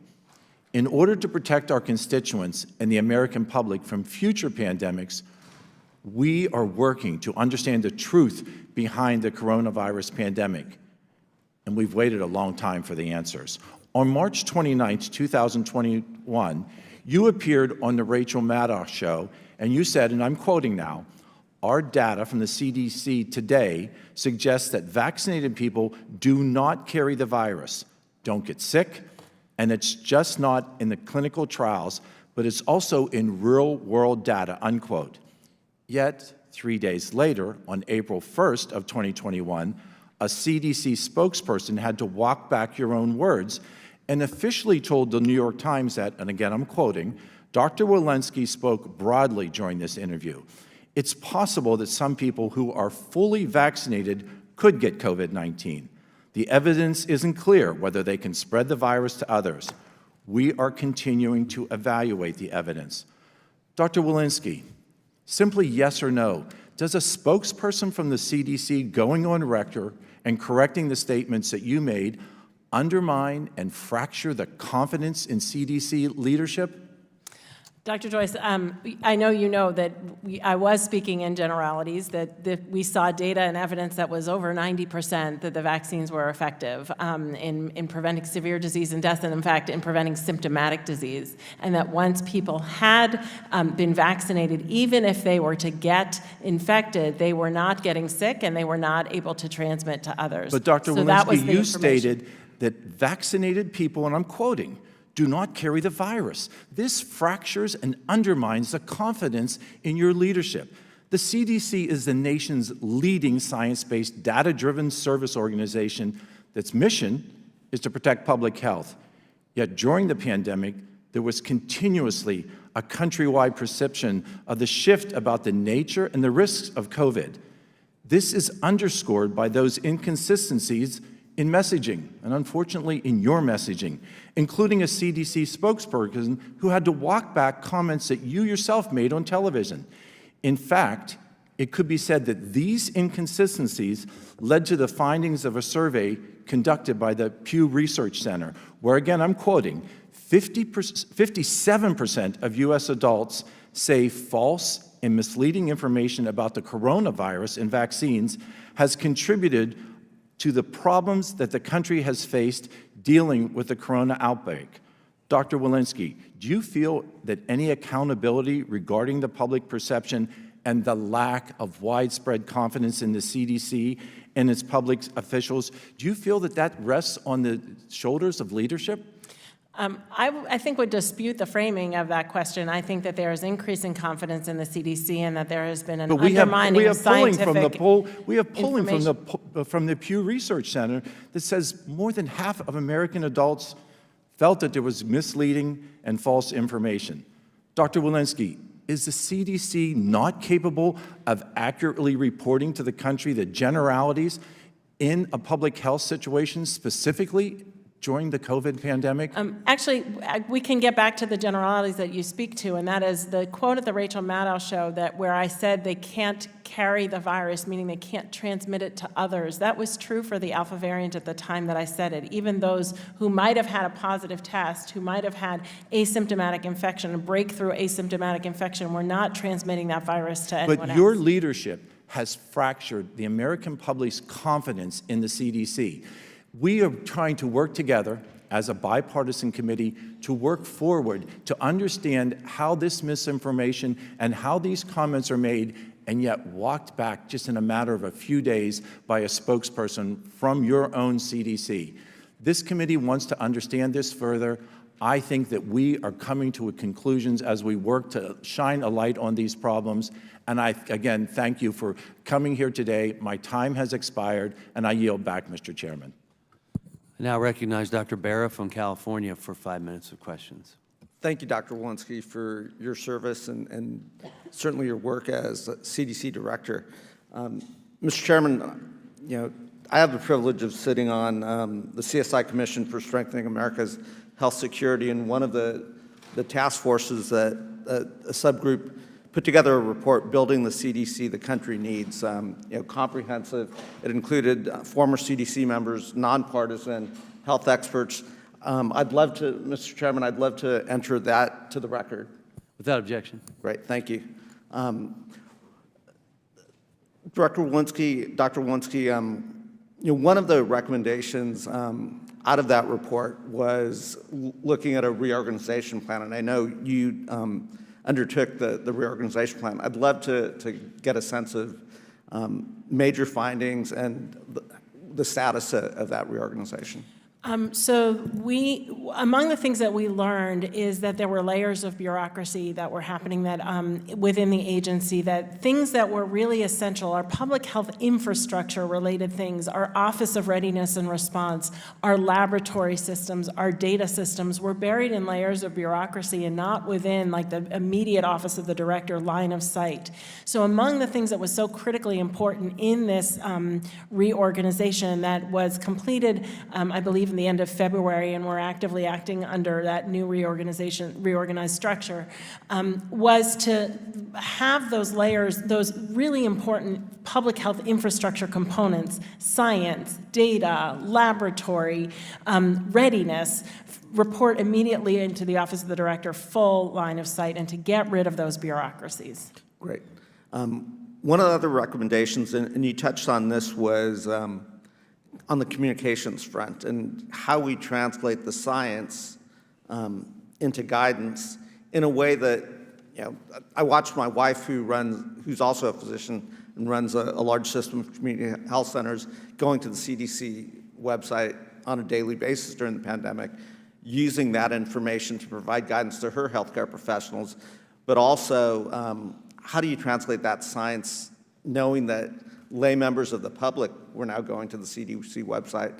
You touched on it a little bit, but could you expand on some of the efforts there? Yeah, I think you hit the nail right on the head. As a consumer, before coming to the CDC, you put C in my Google bar and it came up with CDC, right? We were on the guidance all the time, and most people hadn't heard of the CDC. So it was the people, the healthcare workers, public health workers, who were in the trenches who needed to know and understand. The language was for them. All of a sudden, CDC was splashed across the pages. People were, it was in the news. People were going to CDC guidance themselves. It was never really intended for the average American consumer to consume our web pages. And we now need to recognize that that is who our audience is, and we need to be able to have an audience for our public health workers, our healthcare providers. But we also, we also need to have web pages that are consumer ready for the American people so that they can say it in lay language that they understand. Great. And you touched on this, the workforce issues and building a public health system that we deserve. The pandemic really did expose an under-resourced, fragmented public health system, where data wasn't shared readily or quickly, where we weren't doing disease surveillance, wastewater surveillance, and a lot of deficiencies in our public health system. It'd be a shame for us in Congress not to take the resources and put those resources into a public health system that we all deserve. One of the areas that I really worry about is some of the rhetoric coming out of the pandemic really does erode trust in what should be the most trusted public health organization in the world, the CDC, which historically has been, but it's multiple other areas, and that we're discouraging that young generation of folks who really did grow up in the midst of a pandemic. This should be a time where they're stepping up to come work for us.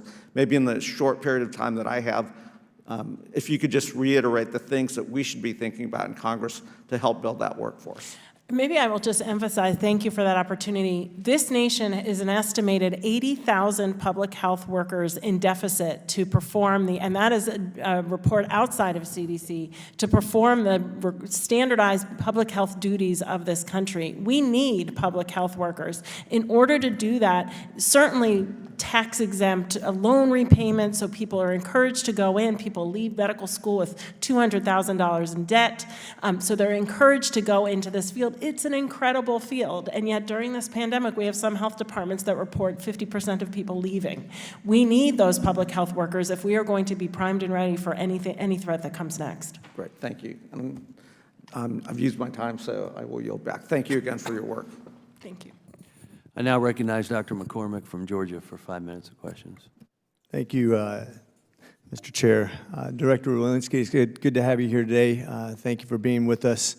It was funny, I was just talking to Dr. Howery today, who is my old attending at Grady and Emory when I was a resident.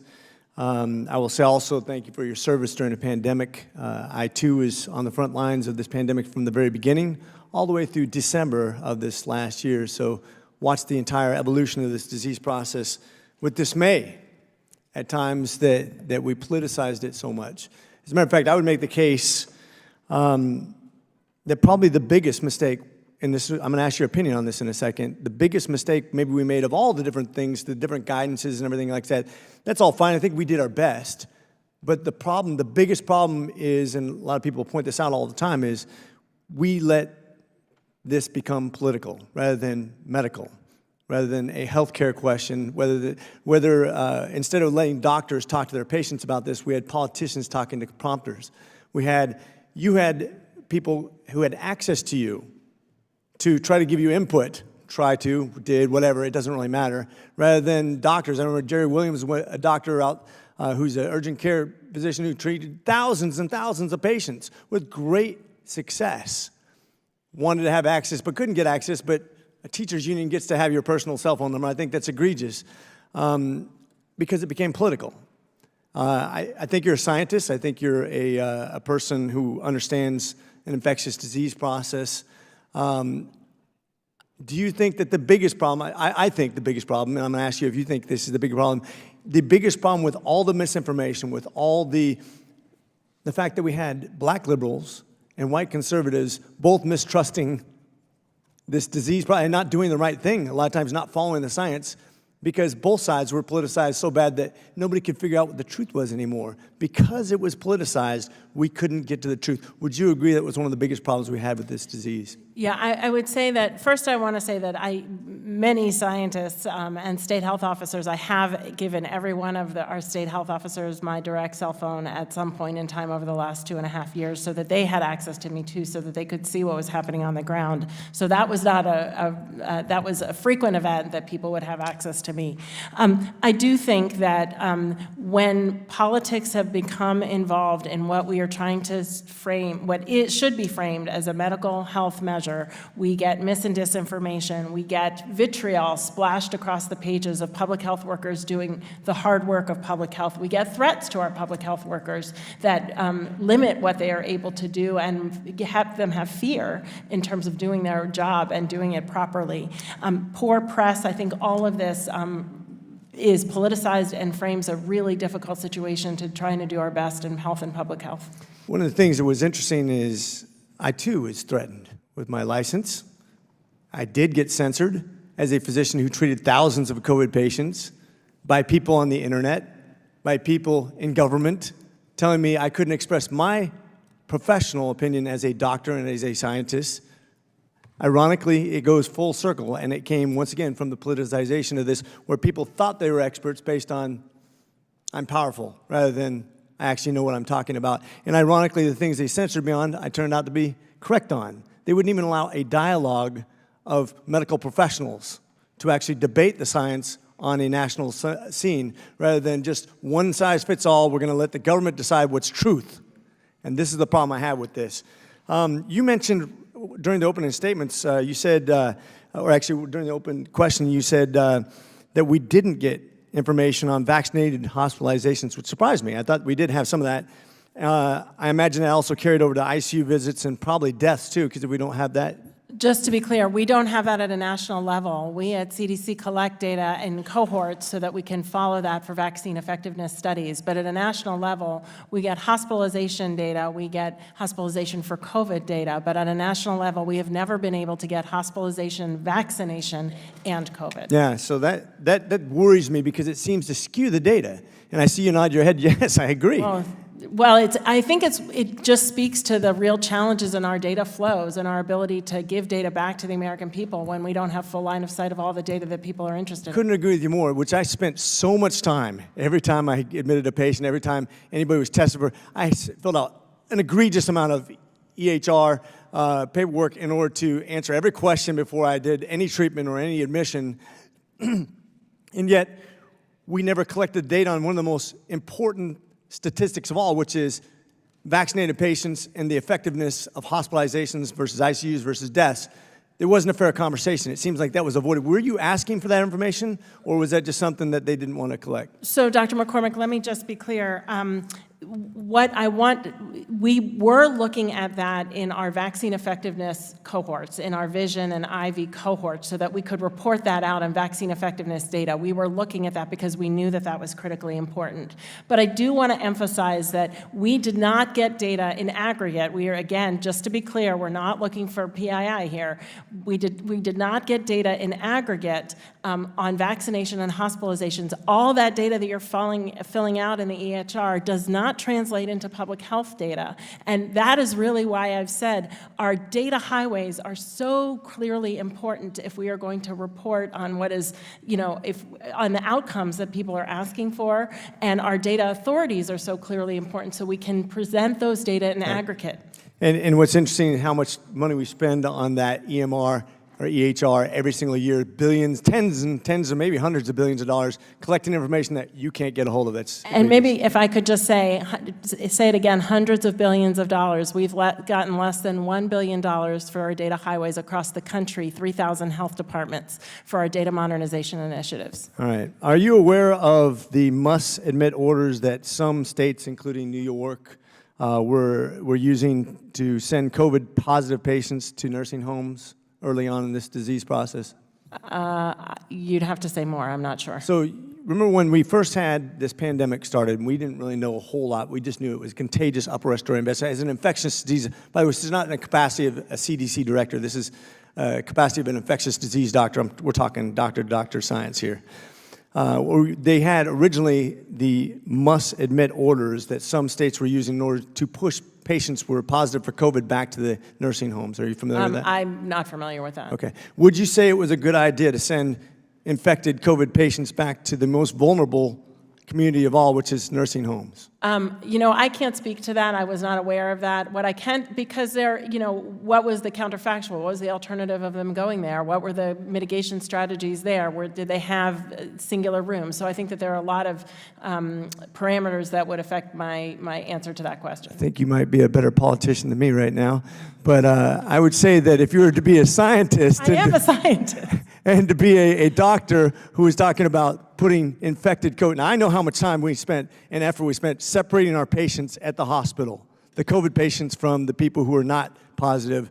And I would say, I'll just make the statement for you, it's a bad, doggone idea to send infected COVID patients, one of the most deadly diseases, as you stated, back to the most vulnerable populations of all by direction of the state, by their legislative actions. And with that, I yield. I now recognize Mr. Jordan from Ohio for 5 Thank you, minutes. Mr. Chairman. Doctor, why did you and the Biden administration mislead the American people? You'd have to say more. I wouldn't claim March that I 29, 2021, vaccinated people do not carry the virus. Vaccinated people don't get sick. We got that information from clinical trials, but also real-world data. It seems to me there are a number of statements you make in there that aren't accurate. Do vaccinated people carry the virus? In March of 2021, the vast majority of data demonstrated that the vast majority of people were not getting infected if they were vaccinated. That's not what you said. You didn't say the vast majority of people. You said vaccinated people do not carry the virus. Was that accurate? It was generally accurate. Generally accurate. Why not just be accurate? Why not just tell the American people the truth? Why don't you say to the American people just what you said to me? We're big boys and girls. We pay your salary. The government is supposed to be of the people, by the people, for the people. Why not just tell us the truth? I was speaking. Was 6 weeks later when you said if you were to get infected during post-vaccination, you can't give it to anyone else. Was that accurate? What was the date of that? May 19, 2021. At the time, we had the Wuhan strain and then the alpha strain. That was the alpha strain that was circulating. That was generally true, yeah. Generally true again? Why not again? Why not tell the American people this is generally true? I couldn't tell you the exact data on the vaccine effectiveness of symptomatic disease and severe disease at the time. What I can tell you is that we generally saw that if you were to get infected after you had been vaccinated, that you were not carrying the virus by transmitting it to somebody else. You could not transmit it to others. But we know that's not accurate. It was at the time. Now, what Really? happened? Yes, in Really? May of 2021. That was true for Really? the alpha variant. What happened? Let me ask you about all the general statements that were made to the American people. Not general statements, the way you guys said it. You said, was it our tax dollars? Were our tax dollars used in the lab in China? That is something that you would have to speak to NIH about. Our tax dollars were used. It sure looks like it was gain-of-function research. It sure looks like it actually came from the lab, and we've had several agencies, federal agencies, say that's in fact where the virus originated.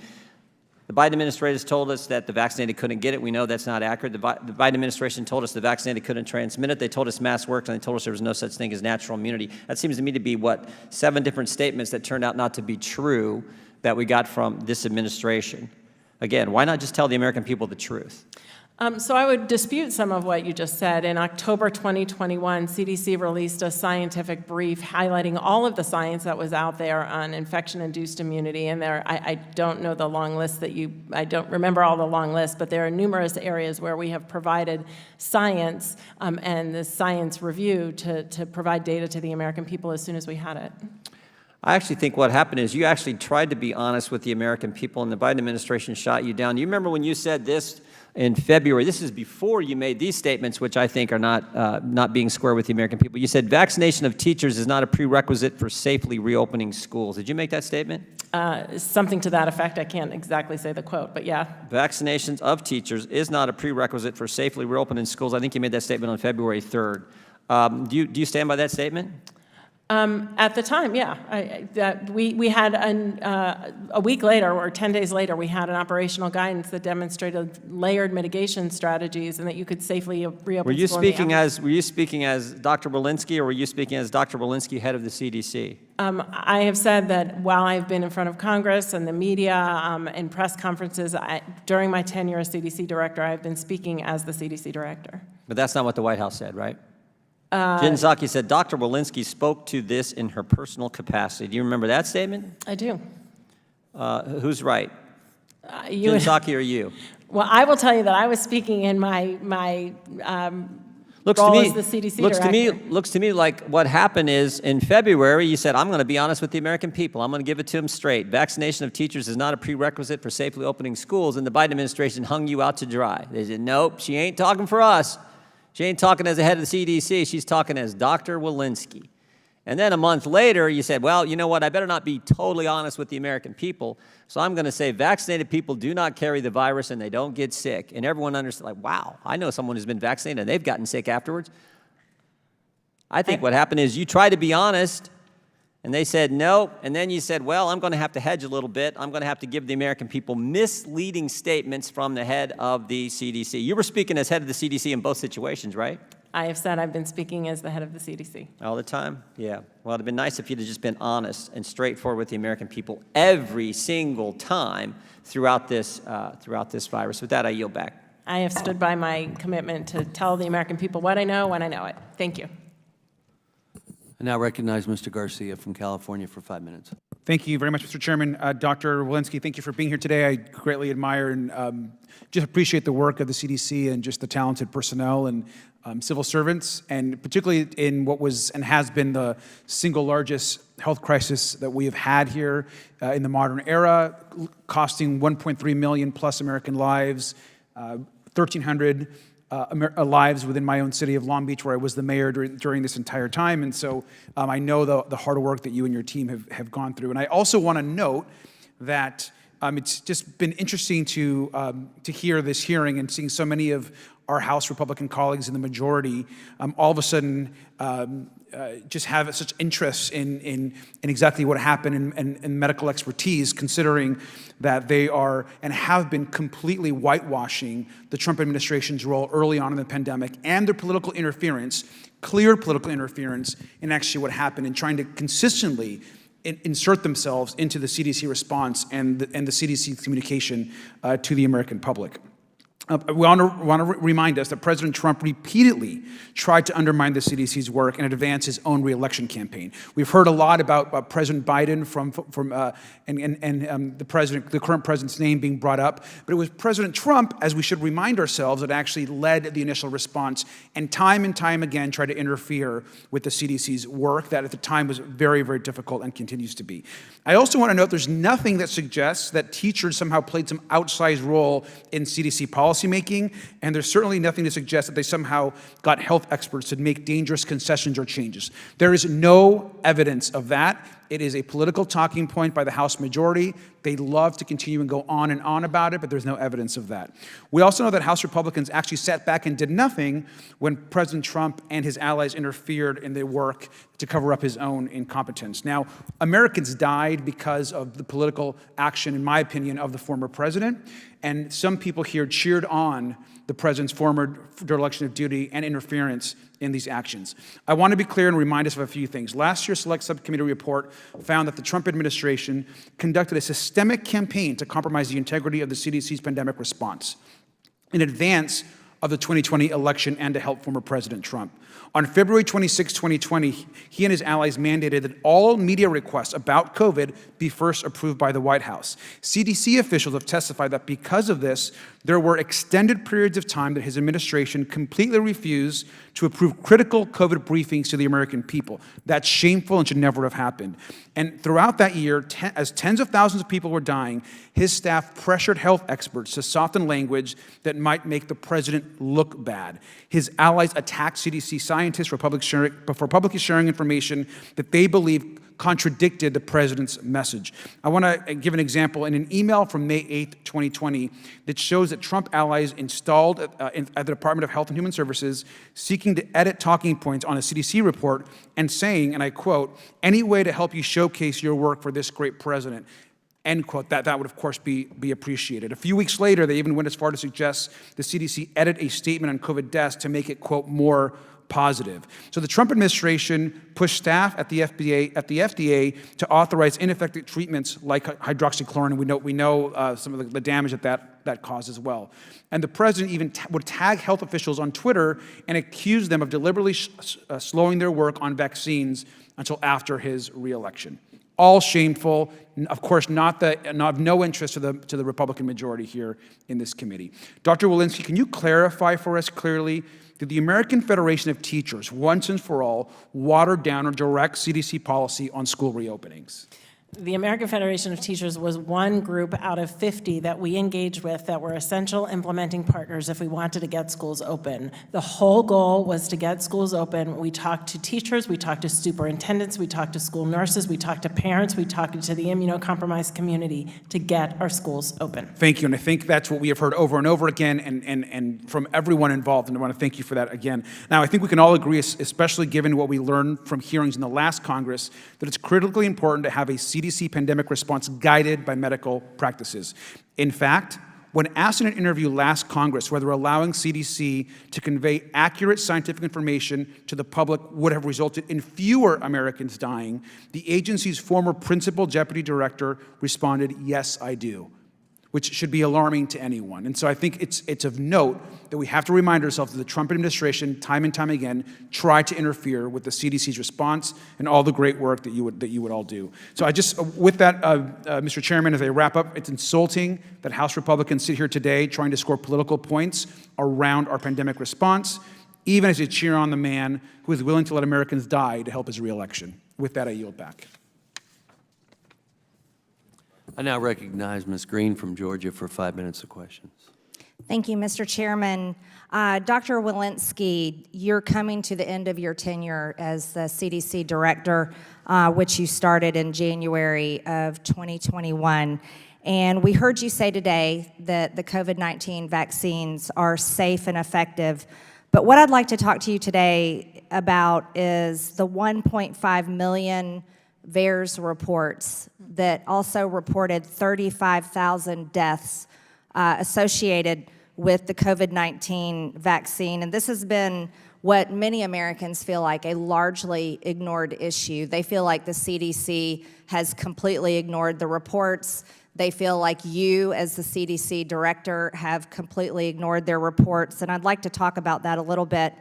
In 2020, it was late 2020 when Pfizer's COVID-19 vaccine was approved, and COVID-19 vaccines were the second highest reported. That was over 10,000. But in 2021, when vaccines were mandated, it was a federal mandate in September 9th of 2021. Federal employees and contractors were required. 90% of the 3.5 million people employed or contracted under the federal government got at least one dose of the vaccine. Vaccine cards were widely required in Democrat-run cities all over the country, basically to become a member of society. And in 2021, COVID-19 reports skyrocketed to number one at 728,829 reports. Second was the zoster shingles vaccine at just over 14,000. That's a massive number. And the numbers kept growing and growing and growing on the VAERS report. I'd also like to talk to you about how much money the American taxpayers were forced to pay Pfizer and Moderna for vaccines. The government paid Pfizer and Moderna in 2020, 2021, and 2022. Pfizer received $15.27 billion. Moderna received $9.99 billion. And boy, did they get a return on the American taxpayers' investment. Because Pfizer, amazingly, in 2022, got a 23% increase. But in 2021, they doubled their income at a 95% increase in revenue. That's absolutely impressive thanks to the American people. But it was Moderna's whose numbers were astounding. Moderna increased their revenue in 2020, had a 1,238% increase in revenue. In 2021, they got a 2,200% increase in revenue, thanks to the American taxpayer, where money got funded into these big pharmaceutical companies for these vaccines. It's quite impressive, though, that Pfizer worldwide went from at $190 billion right there towards the beginning of 2021 and skyrocketed at the end of 2021 to $330 billion worldwide. That's quite impressive thanks to the American taxpayer and thanks to the CDC director, Dr. Walensky, who said that vaccines were safe and effective. I'd also like to talk to you on behalf of all the pregnant women, not people, as you call them. To quote you on August 11th, 2021, CDC encourages all pregnant people, it's women, by the way, who are thinking about becoming pregnant and those breastfeeding to get vaccinated to protect themselves from COVID-19. This has also been ignored. The amount of miscarriages and stillbirths that increased drastically due to your advice to get vaccinated. Pregnant women again, not people. And then we could go on and on about the tragic stories of myocarditis and many other things. But my question for you today, Dr. Walensky, is now that you're going to be leaving the CDC pretty soon, what job are you going to take? Are you going to be on the board of either Pfizer or Moderna? Because you've done one hell of a job at making sure that they've made a lot of money. And I yield back. Thank you for that question. Maybe first I will comment that CDC is not responsible for the purchase of vaccines, so I can't speak to all of the economics that you spoke to. I do want to talk a minute about the vaccine adverse event reporting system. So that system is intended for any person who has gotten a vaccine, if they have an untoward event after that vaccine, whether or not is related to the vaccine, they report. It is intended to have an over-reporting. All of the not all, most of the vaccines that were being given, I remember we gave 676 million doses of the vaccine. Any adverse event, if you got hit by a truck after you got your vaccine, that was reported to the Vaccine Adverse Event Reporting System. We at CDC have a responsibility to comb through every single one of them, to review the medical charts and to see if they are related. It is the case that the vaccine doesn't prevent being Ms. hit. Walensky, I'll reclaim my time. You did nothing about that and continued to push vaccines. That's what the American people care about. We review all of the things that come into the Vaccine Adverse Event Reporting System. I'd be happy to have our staff educate your staff on the work. I don't want my staff educated. You should educate the American people about what you've done of 1.5 million reports, because they feel like you've done nothing and continue to say safe and effective. Maybe I will just close by saying I don't have plans after I step down. Thank you. I now recognize Ms. Takuda from Hawaii for 5 minutes of questions. Thank you, Chair. Thank you for being here, Dr. Walensky. And can I just say, as a mother of 2 boys in our public schools, thank you for your personal commitment to make sure our children could go back to school safely. Our students lost much. In the most tragic cases, we lost children to COVID. In the most heartbreaking cases, our students lost parents and loved ones. With you at the helm of the CDC, you steered our nation out of some of the darkest days of the pandemic, a task that was not made any easier by the chaos and mistrust sown by the previous administration. And you kept us safe in the face of COVID-19, its variants, and other threats. Under your careful stewardship, we've been able to stay on top of COVID-19. Yet instead of hailing your success in turning the tide on the pandemic, my Republican colleagues have sought to whitewash the gross incompetence of the Trump administration by misrepresenting the work and policies you oversaw at the CDC. So I would like to take a moment to start to correct the record on these items. Let's start with masks. Despite the overwhelming body of evidence that shows wearing masks effectively prevent COVID-19, my Republican colleagues have drawn into question common sense guidance issued by the CDC regarding mask wearing in schools and other congregate settings. We know for a fact that it was not safe to send our kids or our teachers back into the classroom without clear mitigation protocols in place, including masking guidelines. Dr. Walensky, could you please correct the misrepresentations we've heard today at this hearing regarding CDC's masking recommendations and the real science and data guiding those recommendations? Sure. There are obviously many, many studies looking at masks. The one I think that is most comprehensive is one that looked at a national sample of U.S. counties that had kids back in school, and they compared kids with the mask requirement versus those without mask requirement, and demonstrated that those with masks had an 18.53 per 100,000. Those without masks had 18.53 per 100,000 more cases of COVID than those with masks. This is a nationally represented sample. Time and time again, we were seeing that if masks were worn, then they worked. Thank you. So masks prevented infection and it saved lives. You know, we've similarly heard today reckless misrepresentations from the other side of the aisle about CDC's COVID-19 vaccine recommendations. The bottom line is that vaccines work. Booster shots work. The science and data show that vaccines prime the immune system to recognize the virus if infection occurs. The point is to reduce the risk of infection and prevent severe illness and death, which the COVID-19 vaccines did exceptionally well. To discourage vaccine confidence in our communities is gross negligence. It endangers people's lives. And by the way, as a previously pregnant women are people too. Dr. Walensky, I want to give you a chance to correct the suggestion from my colleagues on the other side of the aisle that COVID-19 vaccines are ineffective because they don't prevent all infections. They are remarkably effective at preventing severe disease and death, and also actually symptomatic infection. With Omicron, we've seen less effectiveness with symptomatic infection, but remain remarkably effective in preventing hospitalizations, preventing ICU stays, severe disease and death. Thank you. You know, with the remaining time I have, I do want to touch a little bit about something we've talked about quite a bit, data. You know, and if we've learned anything from this pandemic, it's that we need to have in place a strong public health infrastructure, with access to detailed, timely, accurate data as its backbone. State and local health departments relied on data available through the CDC to identify high-risk populations and spot outbreaks and emerging variants in their communities and take action. Data saved lives. We know this. Now, Dr. Walensky, under your leadership, CDC has made incredible strides to collect and share this public health data. However, with the ending of the public health emergency, CDC is no longer able to report on certain COVID-19 case and transmission data because it no longer has the authorities to collect it. CDC's lack of authority to require standard health data reporting continues to inhibit, in my opinion, its ability to make crucial, timely policy recommendations and ensure a coherent national response.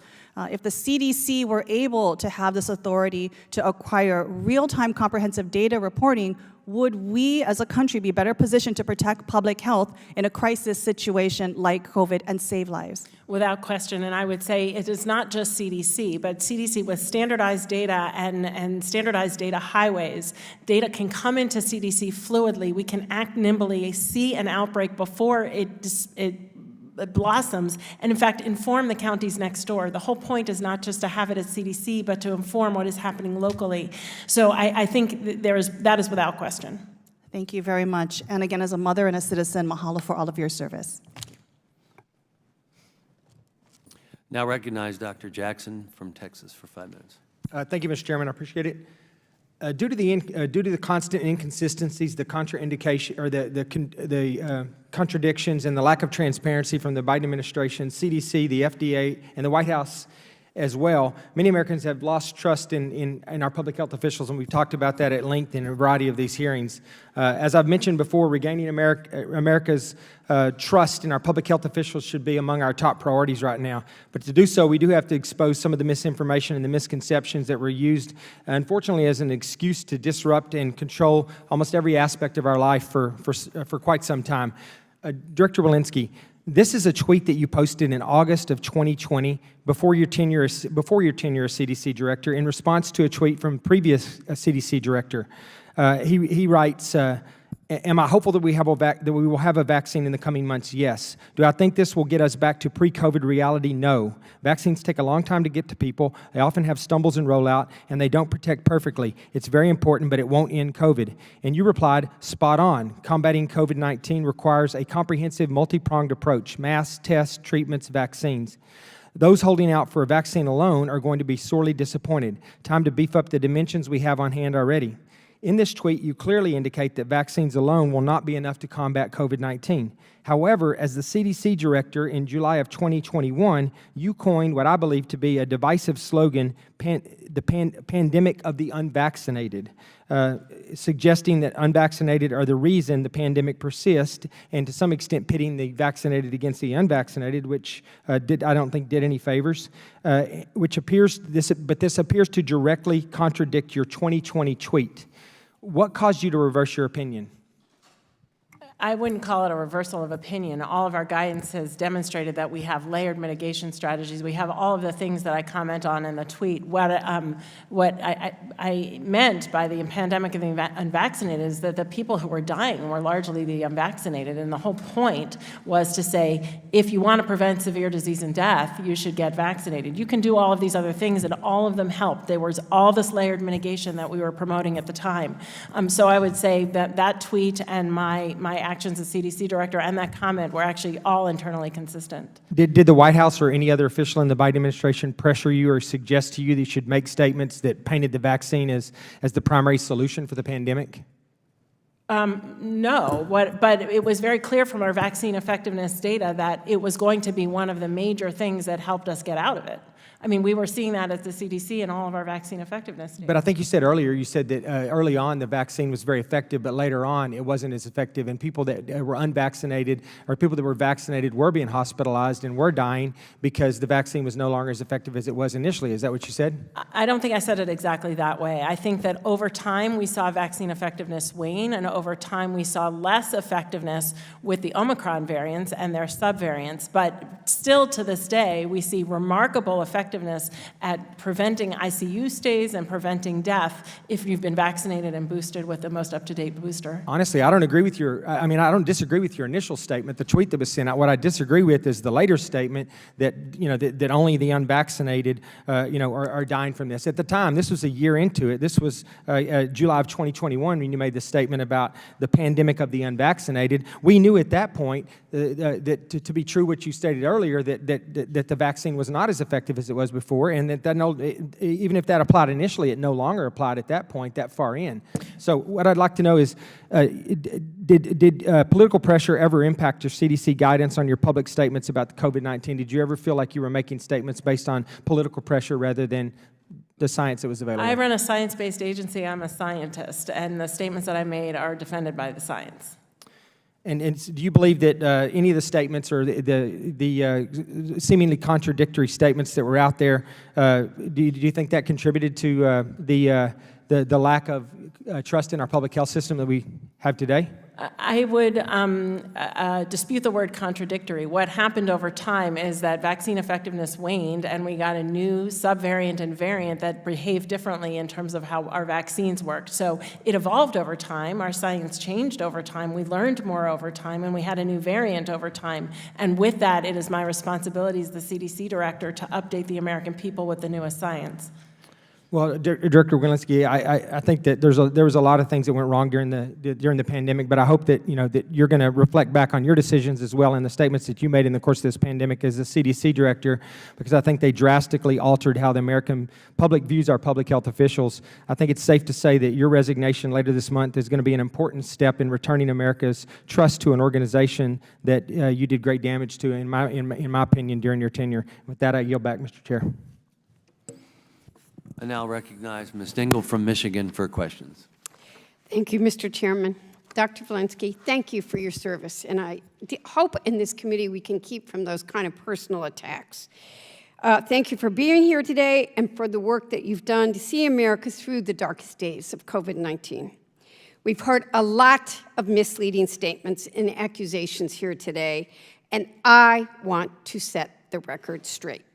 Quite frankly, I'm tired of having the same conversations and hearing the same accusations over and over and over again. So let's clear this up again.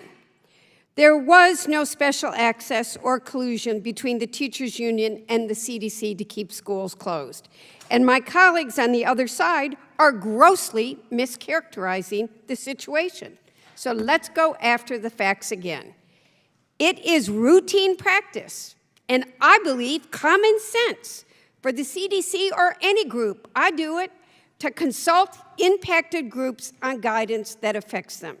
Dr. Walensky, can you tell us more about why it's important for the CDC to engage with stakeholders on guidance that impacts them?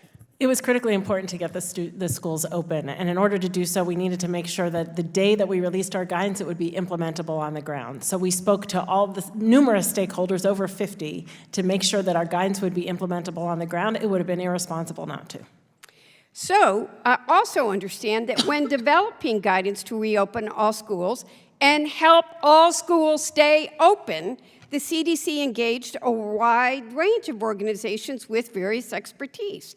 In fact, last week, HHS provided the Select Committee with a list of the organizations CDC engaged with in its developing the school reopening guidance, and it includes organizations like the American Academy of Pediatrics, the National Governors Association, they're more Republicans there than Dems, for the record, the American College Health Association, the Association of Public Health Laboratories, Autism Speaks, and the National Parent-Teacher Association, just to name a few. More than 50, and they're part of the record. Each of these organizations brought their perspective and expertise to conversations on how we get our schools safely and responsibly opened. And each of these organizations provided reasonable feedback to CDC guidance, like accommodating immunocompromised teachers when returning to in-person learning, or suggesting that if the new variant were to emerge and cause high community transmission, the guidelines would need to be revisited to keep schools open, not close them. These organizations recognized that the CDC shared their goals to safely reopen the schools. So while my colleagues on the other side so carelessly throw around outrageous accusations about collusion between teacher unions and CDC, I want to make it clear that the routine, practical way that CDC went about developing school reopening policies was common sense. I want to make sure we're giving the American people the full picture, that at a time the American death toll from COVID-19 had just surpassed 400,000, and that the first vaccines had only just been authorized for emergency use a few weeks prior to this guidance, and that only 46% of U.S. schools had reopened for full-time in-person learning when you came on board. I want us to be clear that CDC's guidance helped get kids safely back in the classroom. Along with the American Rescue Plan vaccine program, we were able to get more than 95% of schools reopened for full-time in-person learning 1 year later. Now, let's set the record straight on vaccines. We know vaccines are the safest and most effective public health measure that reduces hospitalizations and protects against severe disease or death from COVID-19. According to a Commonwealth Fund study published in December 2022, COVID-19 vaccines had already prevented 3.2 million deaths and 18.5 million additional hospitalizations. However, in early 2021, our nation didn't have the infrastructure to swiftly administer vaccines. Director Walensky, can you tell us more about the CDC's efforts to support a safe and equitable vaccine distribution? Yes, thank you for that. We, as you know, did not have a vaccine infrastructure for vaccines for adults. It is something that we are asking for Congress to establish that so we don't have to recreate one again. What I will say is that we worked tirelessly with our federal retail pharmacy partners, with federal qualified healthcare centers, with community and faith-based organizations, with our state and local health departments, across the country with all sorts of partners so that we could get vaccines. And we needed to bring vaccines where they were. We did mass vaccination sites. We did small vaccination sites. We did vans. It was really an all-intensive effort, but we need that infrastructure. That was stood up for COVID, and it is no longer, we will continue what we can for COVID with the resources that we have, but we do not have a large-scale vaccine infrastructure for adults. Thank you. At this point, I want to also talk to my Republican friends about there's probably nobody with more vaccine hesitancy in this committee than me. I got Guyon's beret from a flu shot in my 20s. And does that mean nobody should ever have a flu shot again? I was scared to death to get this COVID-19 vaccine. I think I even shared it with you at the time. I didn't trust doctors around here, to be perfectly frank. I went to the University of Michigan and talked to the infectious disease doctors, and they encouraged me that this was the right thing to do. It was a different chemistry. But I remain seriously concerned about Americans getting the wrong information, from misinformation about the disease and how it spreads, vaccines, and even treatments. Quite frankly, I have a very close, I won't tell you who the family member is because I might not be here if I did, but he supports President Trump. He took hydrochloroquine and almost died, was in the hospital for weeks, and they believe what they hear. So we need to make sure, and we know sometimes people are giving information that's the best information that they have at the time. But unfortunately, the world is experiencing the largest global decline in decades in the number of children receiving basic immunizations. And we are seeing a resurgence in previously controlled diseases like polio and measles. Dr. Walensky, how is vaccine misinformation affecting children's health? I think that you nailed it spot on. We, for the first time last year, saw our first paralytic polio case in this country in about 10 years. We have seen numerous outbreaks of measles. In my inbox, I, not infrequently will get an email saying there's a new measles case that has been detected in the United States. It is critically important. We have seen a downturn in our number of incoming kindergartners who are vaccinated for all the ACIP recommended vaccines, and it is critically important that we maintain vaccine full vaccination for the health and safety of our children. Thank you. Is there anything you want to add as I close? Thank you for your support. I will say that it is critically important to get COVID-19 vaccine today and, for the fall, whatever we may see in the fall. Also the flu vaccine for those who can tolerate it. But vaccines have been a public health staple that have been critically important for decades. We are actually, I think, our victims of our own successes. We are so blessed that we are not seeing these illnesses in our children because we have had vaccines for so many decades. Once we start seeing those resurgence, that's going to be really detrimental to our children. Thank you for your service, and I yield back. Thank you. I would now like to yield to Ranking Member Ruiz for a closing statement, if he would like one, and he has asked that he could ask one more question. Yeah, first I'll start with a question because I think this is very important. It's been said before, and you were brilliantly answering the question.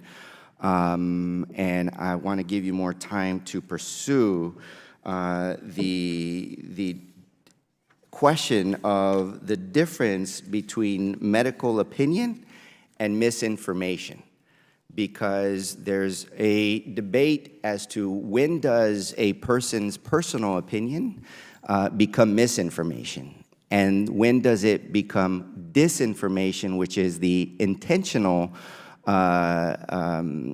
misinformation.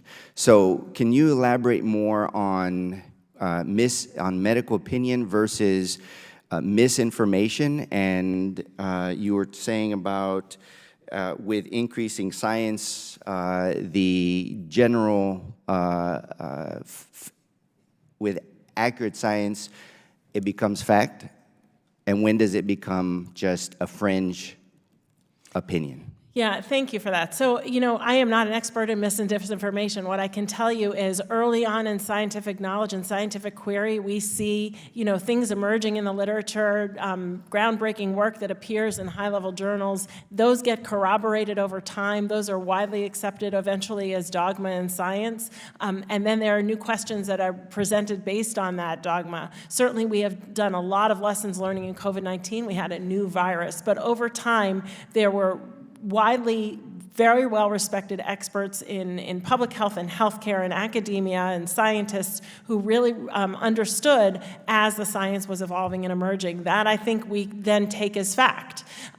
When you have people who are not trained in scientific in reading the literature, people are expressing their opinions who haven't read the literature, I think then you have to start to question upon which they are making those decisions and giving that advice. I think that opinion versus misinformation plays in here because somebody's opinion can say that masks don't work.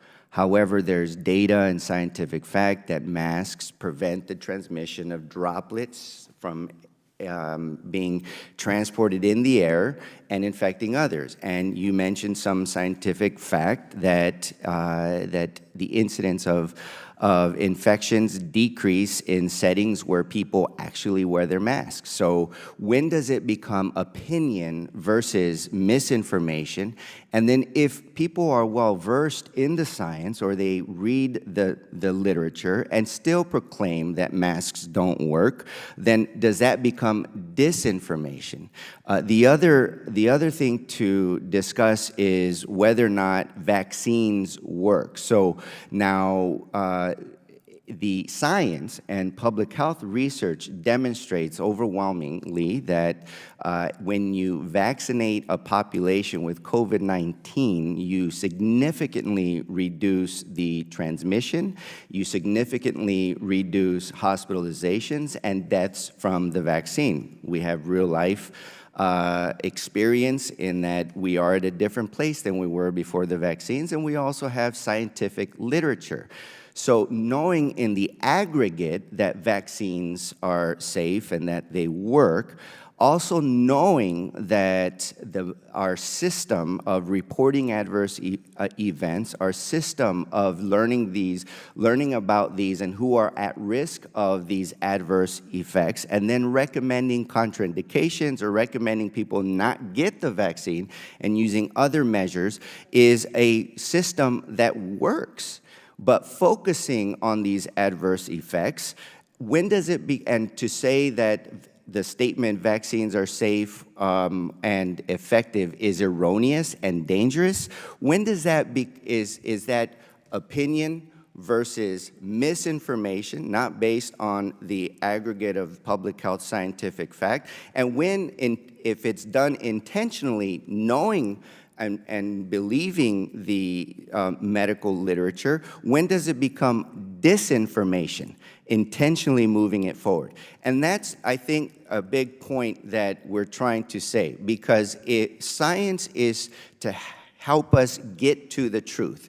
And even some studies, you look at whether it was done correctly, whether it was methodology was flawed, and then you look at the rare study that has a breakthrough that leads us to a different path, and then we unfold and we pursue that path, and we unfold even more truths that will change our practice in medicine or in public health. And so, to capitalize on the confusion, or not the confusion, the complexity of science, to then say this is confusing and that's why it's wrong, or that's why it was intentionally misled or intentionally suppressed or intentionally covered up, is not necessarily accurate. And so in closing, I just want to really highlight the clear differences that we witnessed today. First, I want to really commend you, Dr. Walensky. I can yield if you want to say a few words. Can we do that? Yes, sir. And then I'll yield. If you don't mind? No, because I need to do the gavel. Okay, look, he's got to go, so out of courtesy to the chairman, there's a clear difference today. I'm hoping that we can get out of being stuck in the quicksand of partisan narratives. I really do. We're like my colleague Debbie Dingle mentioned, we're talking about the same things. Whether there was politicization in the guidance, whether there was collusion, whether there was suppression, whether there was all these different things that, quite frankly, should not be a priority because they don't lead to the biggest impact that we can make in terms of systematic change to prevent the next pandemic. And you saw that the questions that we had were very focused on solutions, on the future, systematic changes that put people over politics in order to save lives. I yield back. Yeah, and I apologize that I have to leave. I mentioned to you before the dilemma. Look, there's a lot we learned. We learned from the trials. We know that viruses produce variants. We know that the vaccine helped save hundreds of thousands of lives. I was totally for emergency use authorization. But we have the responsibility of looking forward. When we say safe and effective, it's like any other medicine. When you talk to your patients, you have to say, here's what we don't know yet. And down the road, maybe we will see side effects, but here's what we know at this time. And here's what we have seen as side effects. I think that's a responsibility that we have as physicians and in medicine in general in America. I spent time trying to explain to people what 95% efficacy meant, right? And you took the time.